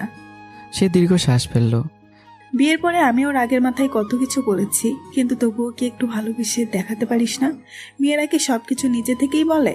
পরদিন সকালে নিশু হঠাৎ আমার কাছে এসে বলল, ভাইয়া, আপনি কি আজ বাইরে যাবেন? কেন, তোমার কোনো কাজ আছে? নিশু হাসলো। আমার ভার্সিটিতে একটু কাজ আছে, ভাবলাম দুলা ভাইয়ের পকেট ফাঁকা করব। আচ্ছা, কখন যাবে? দুপুর 3টার দিকে। ঠিক আছে, আমি রেডি থাকবো। নিশু চলে যাওয়ার পর মৌ সন্দেহের চোখে জিজ্ঞাসা করলো, তুমি যেতে রাজি হলে তোমার কাছে টাকা আছে? কিছু টাকা জমিয়েছি, একমাত্র শালিকার একটু আপ্যায়ন করতেই পারি। মৌ কিছু না বলেই আমার কাছে এগিয়ে এলো। তারপর হঠাৎ করে আমার পকেটে 5,000 টাকা গুঁজে দিল। এগুলো রাখো, যদি টাকা কম পড়ে তাহলে তোমার সম্মান নষ্ট হবে। আমি স্তব্ধ হয়ে গেলাম। এই প্রথম অনুভব করলাম মৌ শুধু আমাকে রক্ষা করছে না, আমাকে সম্মানও দিচ্ছে। চোখে অদ্ভুত এক মুগ্ধতা ফুটে উঠল। অন্যদিকে আনিস খান বসেছিলেন ড্রয়িং রুমে। তিনি আহসান হাবিবকে জিজ্ঞাসা করলেন, হাবিব তুমি আসলে কি প্ল্যান করছো? আহসান হাবিব ঠান্ডা গলায় বললেন, আঙ্কেল চাইলে ছেলেটাকে শেষ করে দিতে পারি। আনিস খান চমকে উঠলেন। কিন্তু এতে তো মৌ আমাদের সন্দেহ করবে। হাবিব মুচকি হাসলো। ঠিক তাই, আমি অন্যের পথ বেছে নিয়েছি। সে একটু ঝুঁকে ধীরে বলল, আমি এমন একটা খেলা খেলবো যাতে মৌ নিজেই ইমরানকে তার জীবন থেকে ছুঁড়ে ফেলে দেয়। আনিস খান চুপ করে রইল। তারপর ধীরে বলল, আমি আর আমার মেয়ে নিশু তোমাকে সাহায্য করব। নিশু তো ইতিমধ্যে তোমার কথা মতো কাজ শুরু করছে। আহসান হাবিব ঠোঁটে রহস্যময় হাসি ফুটিয়ে বলল, আমি জানি আঙ্কেল, নিশুর সাথে আমার নিয়মিত যোগাযোগ হচ্ছে। তার চোখে তখন এক ভয়ঙ্কর পরিকল্পনার ছায়া। আর সেই পরিকল্পনার প্রথম ধাপ শুরু হতে যাচ্ছে আজ বিকেল 3টায়। দুপুরের দিকে মৌ আয়নার সামনে দাঁড়িয়ে একটু সাজগোজ করছিল। ঠিক তখনই, এই অবেলায় তুমি সাজগোজ করছো কেন? গত রাতের মতো। মৌ ভুরু তুলে আয়নায় নিজের দিকে তাকিয়ে বলল, মিস্টার, কখন সাজবো সেটা আমার বিষয়, আর এটা আমার প্রাইভেট রুম। এই রুমে আমি যেভাবে ইচ্ছে পোশাক পরতে পারি। মিসেস মৌ, বলে যেও না এই রুমে একটা পুরুষও থাকে, তারও সমস্যা হয়। তার সমস্যা হলে চোখ বন্ধ করে থাকবে? আমি আর কথা বাড়ালাম না, হালকা একটা হাসি দিয়ে বেরিয়ে গেলাম নিশুকে নিয়ে বাইরে যাওয়ার জন্য। কিছুক্ষণ পর নিশু তৈরি হয়ে এসে বলল, দুলা ভাই, আপনি রেডি আছেন তো? আমি কিন্তু রেডি। রেডি। আগে কোথায় যাবে, ভার্সিটি নাকি রেস্টুরেন্টে খেতে? নিশু একটু হাসলো। আগে রেস্টুরেন্টে যাব, অনেক খিদে পেয়েছে। তাহলে চলো আগে একটা ভালো রেস্টুরেন্টে যাই, খাওয়া শেষ করে তোমার ভার্সিটি যাব। নিশু মাথা নেড়ে বলল, তাহলে চলুন। এদিকে মৌ আয়নার সামনে দাঁড়িয়ে আছে। চোখে গাঢ় কাজল, ঠোঁটে গোলাপি লিপস্টিক, তার উপর কালো বোরখার হিজাব। অসাধারণ সুন্দর লাগছে তাকে। কিন্তু প্রশ্ন একটাই, মৌ হঠাৎ করে তো সাজগোজ করলো কেন? সে কি কোথাও যাবে, নাকি কারোর সাথে দেখা করবে? অন্যদিকে নিশু আর আমি ধীরে ধীরে হাঁটছি খান বাড়ির থেকে বাইরে হওয়ার জন্য। কিন্তু একটা অজানা প্রশ্ন যেন বাতাসে ভাসছে। এটা কি সত্যি শুধু খাওয়ার ভার্সিটি যাওয়ার ব্যাপার, নাকি এটাই সেই পরিকল্পনার প্রথম ধাপ? যে পরিকল্পনা আহসান হাবিব তৈরি করেছে, যার শেষ লক্ষ্য আমার আর ময়ের সম্পর্কের ইতি ঘটানো। নিশু আর আমি খানবাড়ির গেট পার হতে যাব, ঠিক তখনই পেছন থেকে হঠাৎ একটা চিৎকার ভেসে এলো। নিশু, ইমরান, দাঁড়াও, আমিও যাব তোমাদের সাথে। দুজনে একসাথে পেছন ফিরে তাকালাম। দেখলাম মৌ দাঁড়িয়ে আছে। আমার চোখ যেন মুহূর্তে স্থির হয়ে গেল। আমি অপলক দৃষ্টিতে তাকিয়ে রইলাম ময়ের দিকে। আজকের সাজে মৌকে দেখে আমি সত্যিই মুগ্ধ হয়ে গেলাম। আমার মনে হলো জীবনে দ্বিতীয়বারের মতো আমি আবারও ময়ের প্রেমে পড়ে গেলাম। মনের ভেতর নিঃশব্দে একটা কথা ভেসে উঠল, এই অপরূপ সুন্দরী যেন স্বর্গের কোনো রাজকন্যা। সে কি করে এই পৃথিবীতে নেমে এলো? মৌ সামনে এসে একটু বিরক্ত গলায় বলল, কি হলো, এভাবে কি দেখছো? আমি যেন নিজের অজান্তেই বলে ফেললাম, স্বর্গের রাজকন্যা দেখছি। এত সুন্দর কোনো কন্যা আমি আগে দেখিনি। মৌ ঠোঁট বাঁকিয়ে বলল, হয়েছে হয়েছে, এত পাম দিতে হবে না। আমার সাথে ফ্ল্যাট করার দরকার নেই, এমনিতেই আমি তোমার। নিজের বউয়ের সাথে কেউ ফ্ল্যাট করে নাকি? এই দৃশ্য দেখে নিশুর মুখটা একটু গম্ভীর হয়ে গেল। মৌ যে আমাদের সাথে যাবে এটা সে মোটেও আশা করেনি। আজকের জন্য যে পরিকল্পনা সে করেছিল সেটা যেন শুরু হওয়ার আগেই বেঁচতে যাচ্ছে। বিরক্ত মুখে নিশু বলল, তোমাদের প্রেম আলাপ শেষ হলে চলো এবার। কি আজকে রাস্তার মাঝে সংসার শুরু করে দিবা নাকি? মৌ আর আমি দুজনে একটু লজ্জা পেলাম। মৌ বলল, আচ্ছা চলো। হাঁটতে হাঁটতে আমি মৌকে জিজ্ঞাসা করলাম, তুমি যাবে, আগে বললে না কেন? মৌ চোখ লাল করেই বলল, তুমি কি আমাকে দেখো নাই আমি রেডি হচ্ছি? আমি ভেবেছিলাম তুমি হয়তো অন্য কোথাও যাবে কারোর সাথে। যাব, আমার তো আরো অনেক স্বামী আছে, তাদের সাথে যাব। তারপর একটু তাচ্ছেলের ভঙ্গিতে যোগ করলো, তুমি তো শালিকে পেয়েছো, নিশ্চয়ই ভাবছো একেবারে কাছে নিয়ে যাবে, তাকেও তার বোনের মতো ফাঁসাবে। এই কথা শুনে আমার মুখটা মুহূর্তেই মলিন হয়ে গেল। কি বলছো এসব? ও আমার শালিকা, ছোট বোনের মতো। আমি জানি তোমরা ছেলেরা কেমন, সব লুচু। ময়ূরের কথাগুলো আমার বুকের ভিতরে যেন তীরের মতো বিঁধল। নিজের ভাই ভাবিদের অত্যাচার, অপমান, শ্বশুরবাড়ির অবহেলা, এসবের চেয়ে আজ ময়ূর কথাগুলো আমাকে বেশি কষ্ট দিল।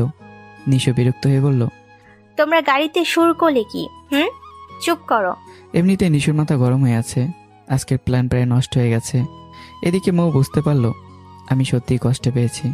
আসলে সে মজা করে এসব বলেছিল, কিন্তু আমি এতটা কষ্ট পাবো এটা সে বুঝতে পারিনি। মৌ মনে মনে বলল, বাসায় গিয়ে ওর কাছে ক্ষমা চেয়ে নেব। কিছুক্ষণ পর গাড়ি থামায় শহরের একটা 5 স্টার রেস্টুরেন্টের সামনে। 3 জন মিলে ভেতরে ঢুকে টেবিলে বসলাম। ওয়েটার এসে অর্ডার নিল। নিশু ইচ্ছে করে একের পর এক দামি দামি খাবার অর্ডার করতে লাগলো, যেন বিলটা যতটা সম্ভব বেশি আসে। ময়ূর বুকটা দরবার করতে লাগলো। আমার কাছে তার দেওয়া 5,000 টাকা আছে, কিন্তু এখানে তো বিল অনেক বেশি হবে। খাওয়াও শেষ হলো। কিছুক্ষণ পর ওয়েটার বিল এনে টেবিলে রাখলো।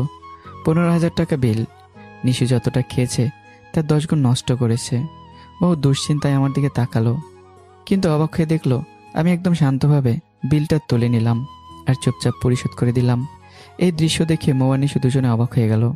রেস্টুরেন্টের দরজা পেরিয়ে বাইরে আসতেই নিশু একটু হালকা নিঃশ্বাস ফেললো। তারপর মুখে কৃত্রিম হাসি এনে বলল, আপু তুই ভাইয়াকে নিয়ে একটু ঘোরাফেরা কর, আমি ভার্সিটিতে যাই। আমরাও তো যেতে পারি তোর সাথে। নিশু তাড়াতাড়ি মাথা নেড়ে বলল, না আপু, তোরা তো বিয়ের পরে প্রথমবার একসাথে বাইরে বের হয়েছিস, একটু ঘুরে আয় না। কথাটা বলে নিশু আর দাঁড়ালো না, দ্রুত পেছন ফিরে হাঁটতে শুরু করলো। কিন্তু তার মনে অন্য হিসাব চলছিল। আজ ভার্সিটিতে তার কোনো কাজই নেই। সে আসলে এসেছিল আমাকে ফাঁসানোর একটা পরিকল্পনা নিয়ে, কিন্তু মৌ হঠাৎ সাথে করে আসায় তার পরিকল্পনা ভেস্তে গেছে। এখন তার গন্তব্য একটাই, আহসান হাবিব। এদিকে নিশু চলে যেতেই মৌ একটু কৌতূহল দৃষ্টিতে আমার দিকে তাকিয়ে বলল, তুমি এত টাকা কোথায় পেলে? আমি পান, সিগারেট এমনকি চাও খাই না। মা মাঝে মাঝে হাত খরচের জন্য কিছু টাকা দিতেন, সেগুলো জমিয়ে রেখেছিলাম। মৌ অবাক হয়ে তাকালো। বাহ, ছেলেরাও টাকা জমাতে পারে, এটা তো জানতাম না। আমি একটু থেমে আবারও বললাম, আমার কাছে সবসময় টাকা খুব মূল্যহীন মনে হয়েছে। মৌ কৌতূহল নিয়ে জিজ্ঞাসা করলো, কেন? আমি দূরের দিকে তাকিয়ে বললাম, টাকা মানুষের মধ্যে অহংকার সৃষ্টি করে, মানুষের বিবেককে মেরে ফেলে, একে অপরের মাঝে শত্রুতা তৈরি করে। টাকার জন্য মানুষ অনেক সময় অমানুষ হয়ে যায়। তাই আমার কাছে টাকার তেমন মূল্য নেই।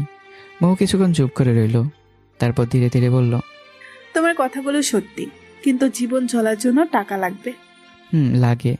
যদি আমার ও আমার স্ত্রীর চাহিদা কম হয় সেই অনুযায়ী হলে চলে, বেশি হলে ঝামেলা বেশি। অন্যদিকে নিশু একটা নিজের জায়গায় এসে দাঁড়ালো। সেখানে অপেক্ষা করছিল আহসান হাবিব।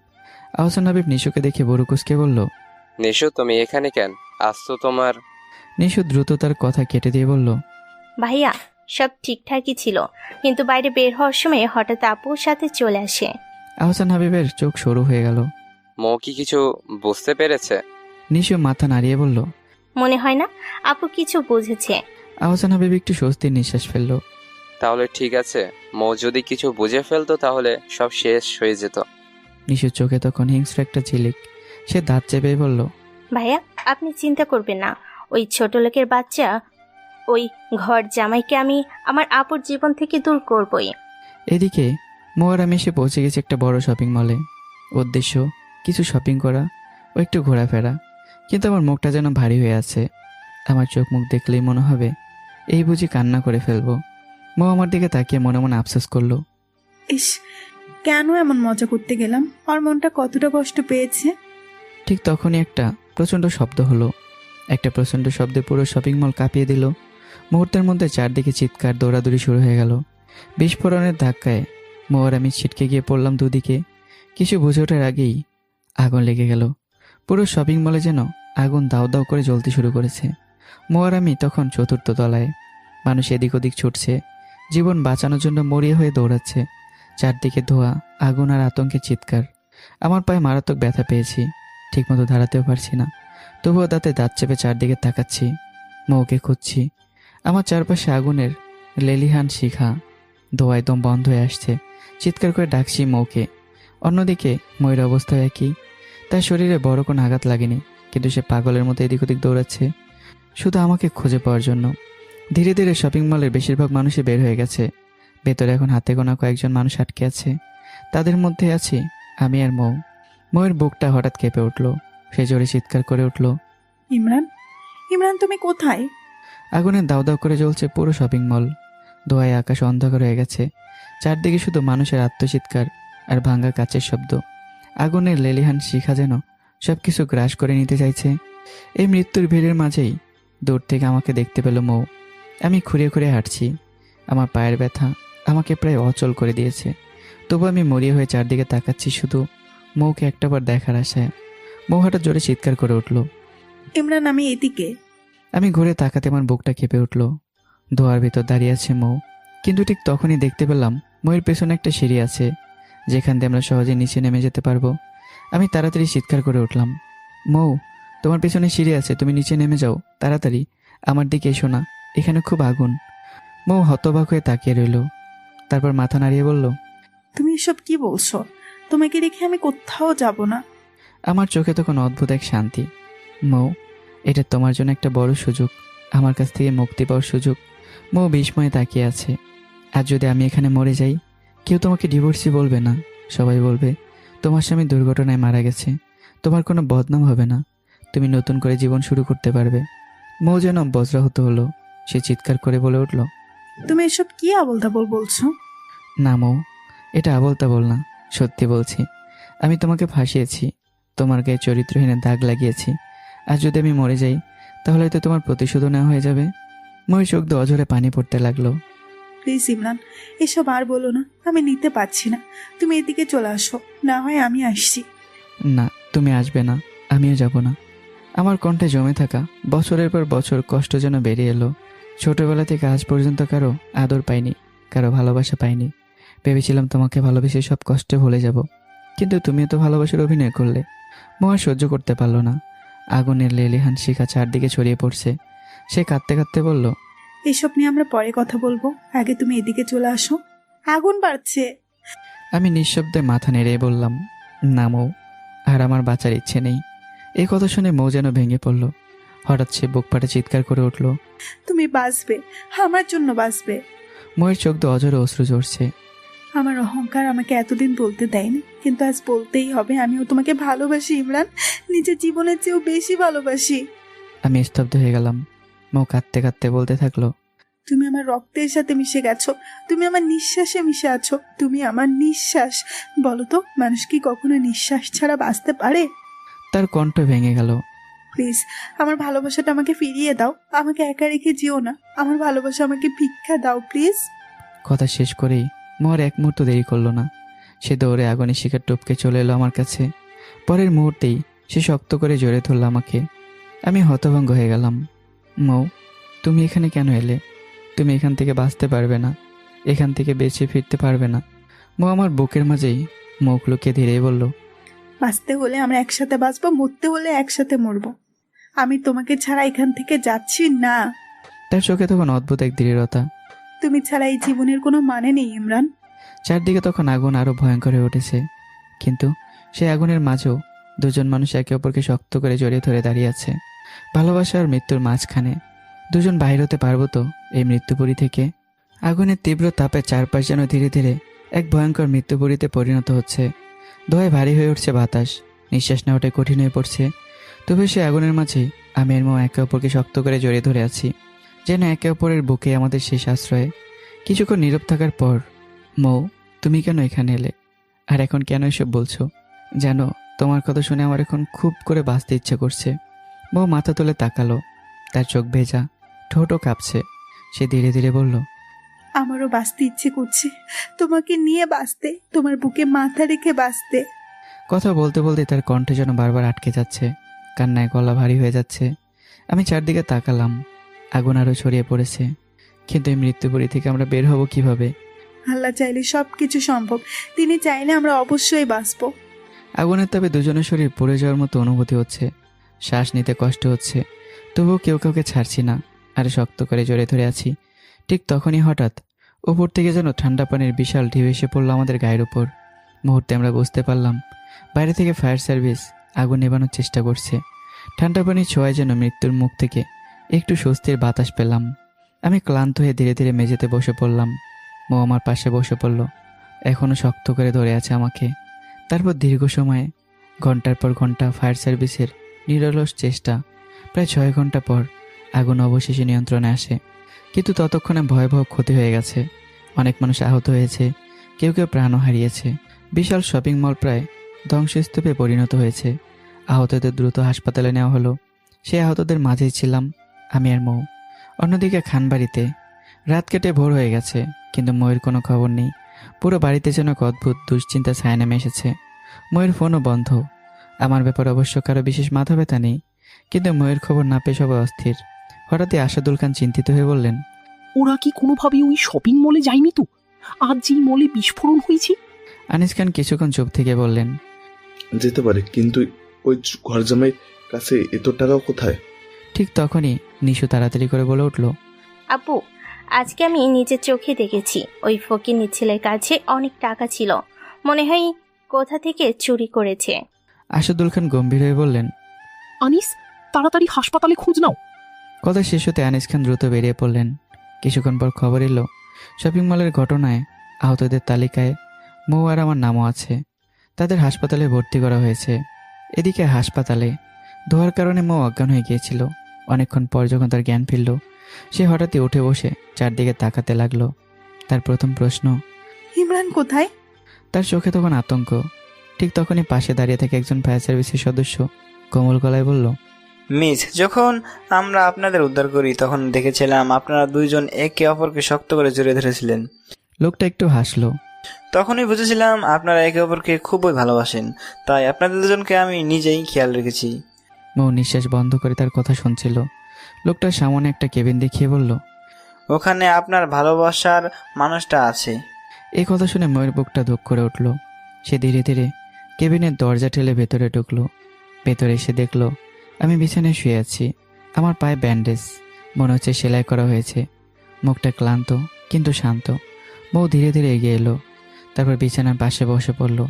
নরম হাতে আমার মাথায় হাত বুলিয়ে দিতে লাগলো। তার চোখ আবার ভিজে উঠল। আকাশের দিকে তাকিয়ে সে নিঃশব্দে বলল, আলহামদুলিল্লাহ, তুমি আমার ইমরানকে বাঁচিয়ে রেখেছো। তারপর মাথা নিচু করে ফিসফিস করে বলল, আমি আর কখনো তোমাকে হারাতে চাই না। আর সেই মুহূর্তে ময়ের চোখের পানি নিঃশব্দে ঝরে পড়তে লাগলো আমার হাতের ওপর। হাসপাতালের কেবিনে নীরবতা নেমে এসেছে। মৌ আমার মাথায় আলতো করে হাত বুলিয়ে দিচ্ছে। তার চোখে এখনো অশ্রুর ছাপ। কিছুক্ষণ পর ধীরে ধীরে আমার চোখ খুললাম। চোখ খুলতে আমি প্রথমে যাকে দেখলাম সে হলো মৌ। মুহূর্তে আমার মুখে একটা শান্তির হাসি ফুটে উঠল, যেন সব কষ্ট, সব যন্ত্রণা এক মুহূর্তে হালকা হয়ে গেছে। মৌ, তুমি ঠিক আছো তো? মৌ একটু বিরক্ত হয়ে বলল, তুমি এখনো আমার চিন্তা করছো? আগে নিজের চিন্তা করতে শেখো। আমি মৃদু হাসলাম। আমার চোখে এক অদ্ভুত কমলতা। আমি তো নিজেই চিন্তা করছি, কারণ তোমার মাঝে তো আমি বাঁচতে শিখি। মৌ কিছু বলল না, শুধু চুপচাপ তাকিয়ে রইল আমার দিকে। ঠিক তখনই হঠাৎ কেবিনের দরজা খুলে গেল। খান পরিবারের সবাই একসাথে ভেতরে ঢুকলো। তারা খোঁজ করতে করতে অবশেষে কেবিনে এসে পৌঁছালো। মৌয়ের মা এগিয়ে এসে উদ্বিগ্ন গলায় বললেন, মৌ, তুই ভালো আছিস তো মা? মৌ মাথা নেড়ে বলল, ভালো আছি। আনিস খান একটু রাগ মেশানো গলায় বললেন, তুই এত বড় বিপদে পড়লি আর একটা ফোন দিলে না, আমরা সারা রাত টেনশনে ঘুমাতে পারিনি। এই কথা শুনে ময়ের ভেতরে রাগ জমে উঠল। তবুও সে নিজেকে সামলে নিল, কারণ সে দেখছে আমি বিছানায় শুয়ে আছি, কিন্তু আমার কথা একবার কেউ জিজ্ঞাসা করছে না। মৌ শান্ত গলায় বলল, বাবা, আমার মোবাইলটা শপিং মলে হারিয়ে গেছে। ঠিক তখনই ঐশী হঠাৎ তাচ্ছিল্য সুরে বলে উঠল, বড় আব্বু, সবকিছু ওই ছোট লোকের বাচ্চা ঘর জামাইয়ের জন্য হয়েছে। দেখুন, সে আরামে শুয়ে আছে আর মৌ তার সেবা করছে। এই কথা শুনেই আনিস খানের মুখ শক্ত হয়ে গেল।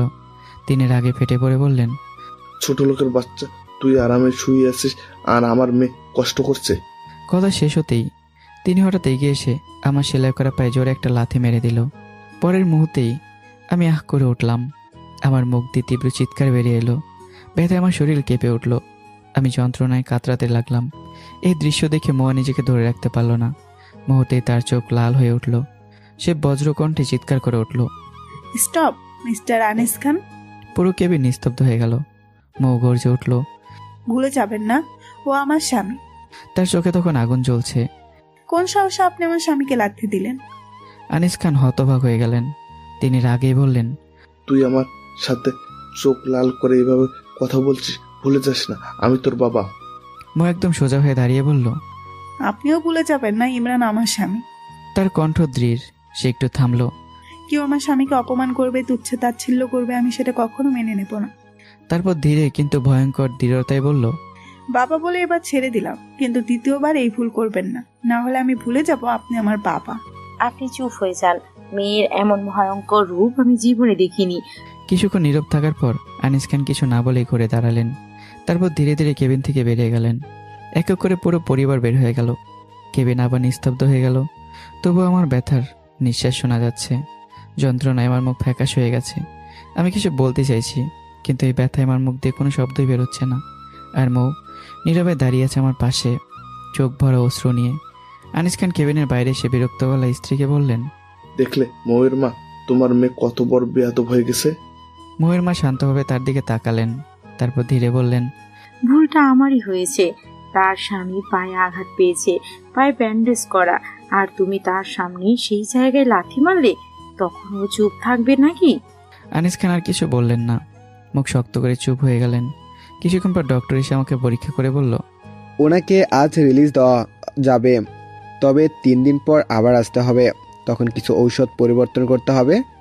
ডক্টর, নিয়মটা আমাকে বলুন, আমি ওষুধ দেখিয়ে নিজেই পরিবর্তন করে নেব। ডক্টর একটু হাসলেন। আপনি যদি পারেন তাহলে ডাক্তার আমি না, আপনিই হতেন। ডক্টর একটু হাসলেন। ঠিক আছে, বলতে হবে না, আমি নিজেই বুঝে নেব। এখন আপনি যেতে পারেন।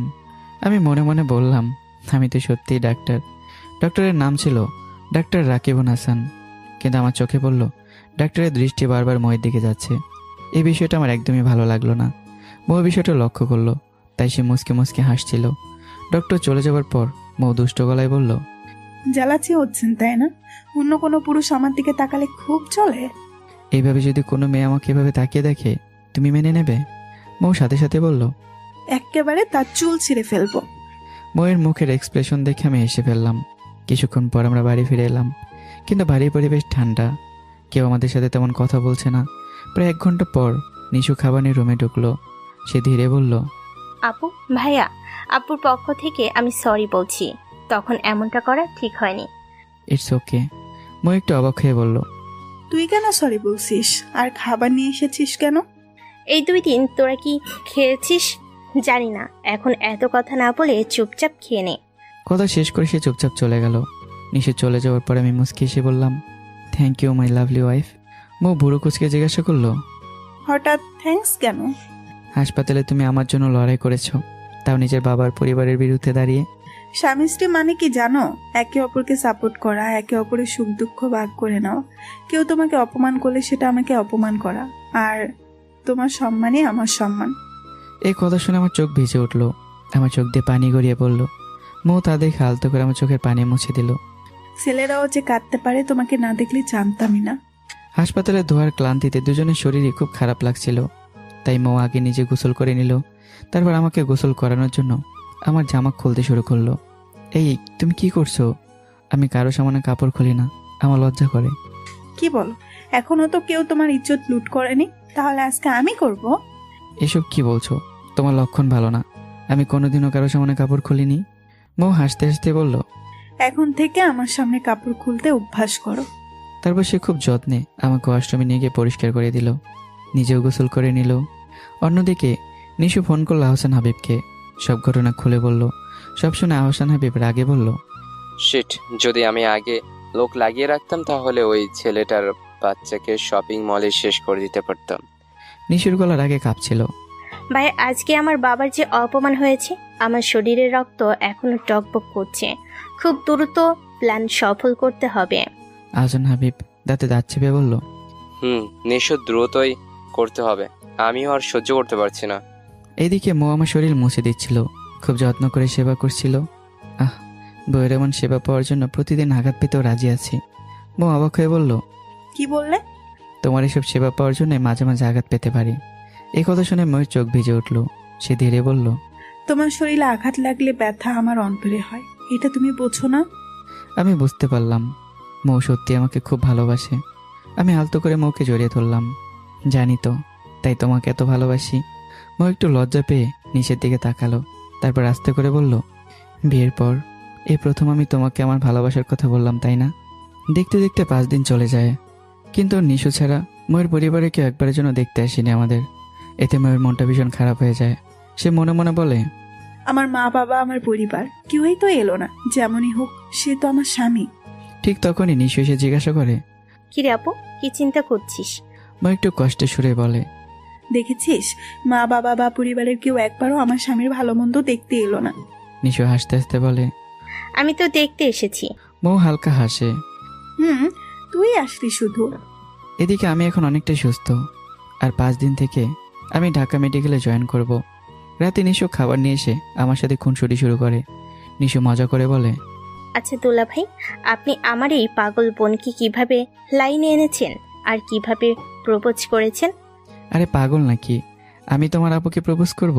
সে নিজে আমার গলায় ছুরি ধরে বলেছে যদি তার সাথে রিলেশন না করি তাহলে আমাকে উপরে পাঠিয়ে দেবে। এটা শুনে মেয়েও দৌড়ে এসে আমাকে এলোপাথারি মারতে মারতে বলে, কি বললে?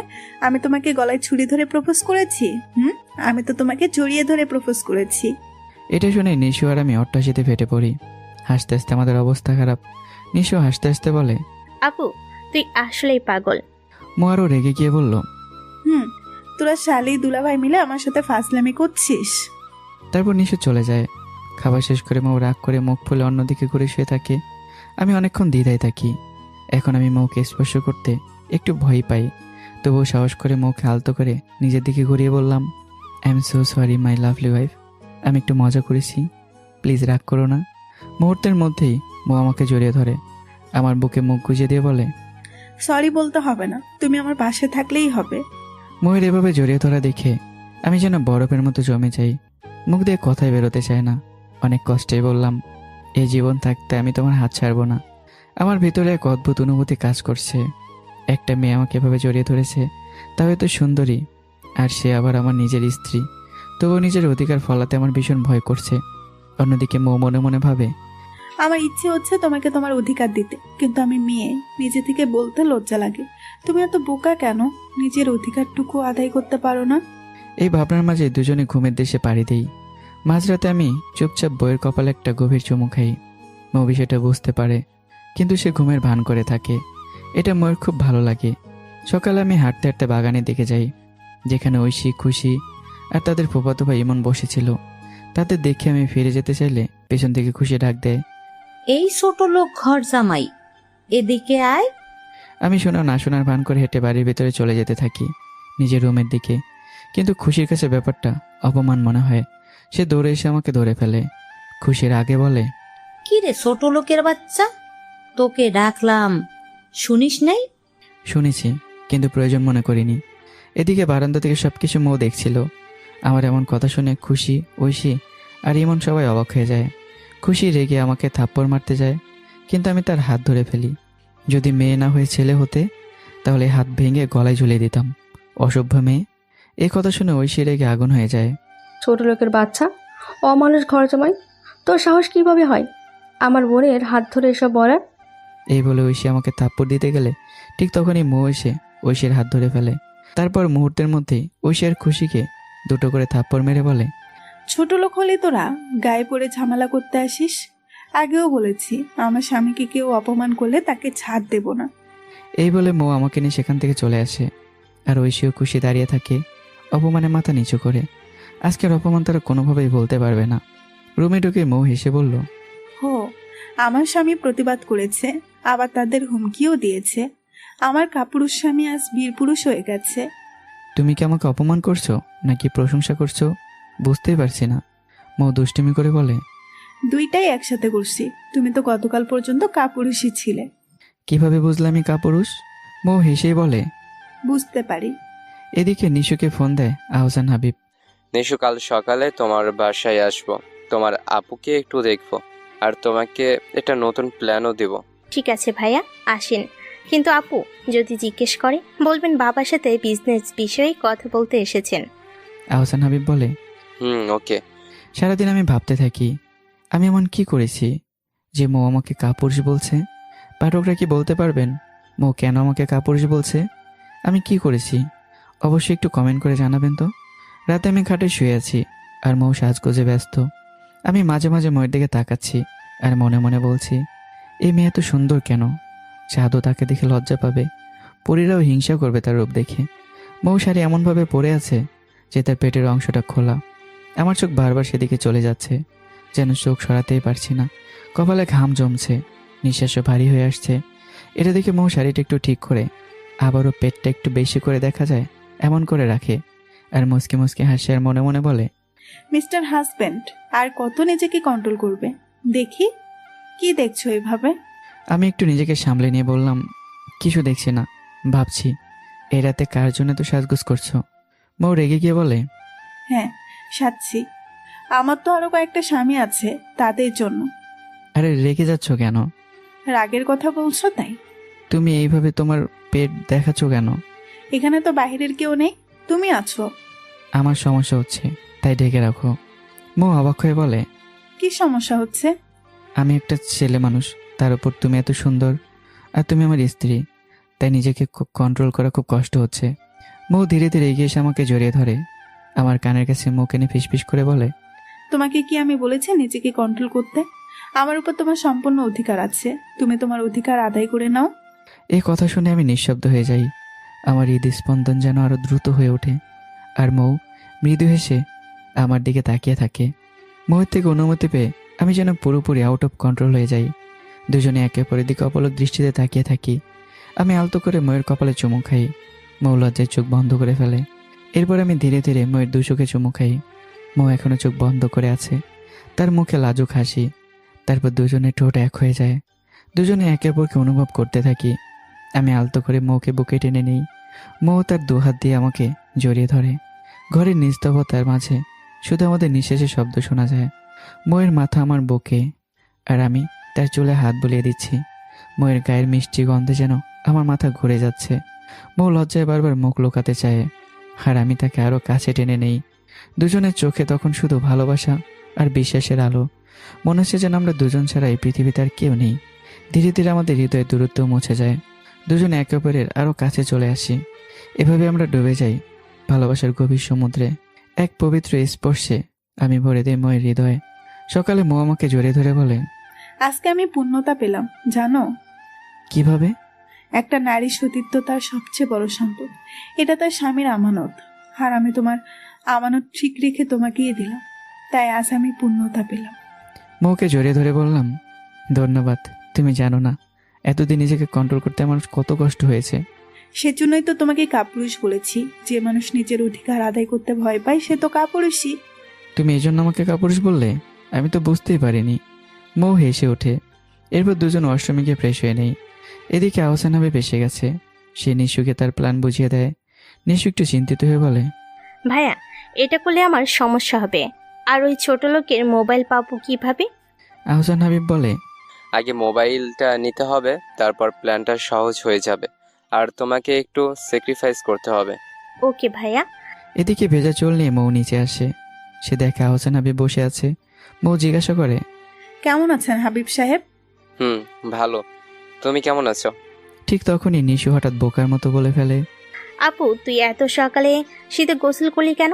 নিশুর প্রশ্নে আহসান হাবিব কৌতূহল হয়ে মৌয়ের দিকে তাকিয়ে থাকে।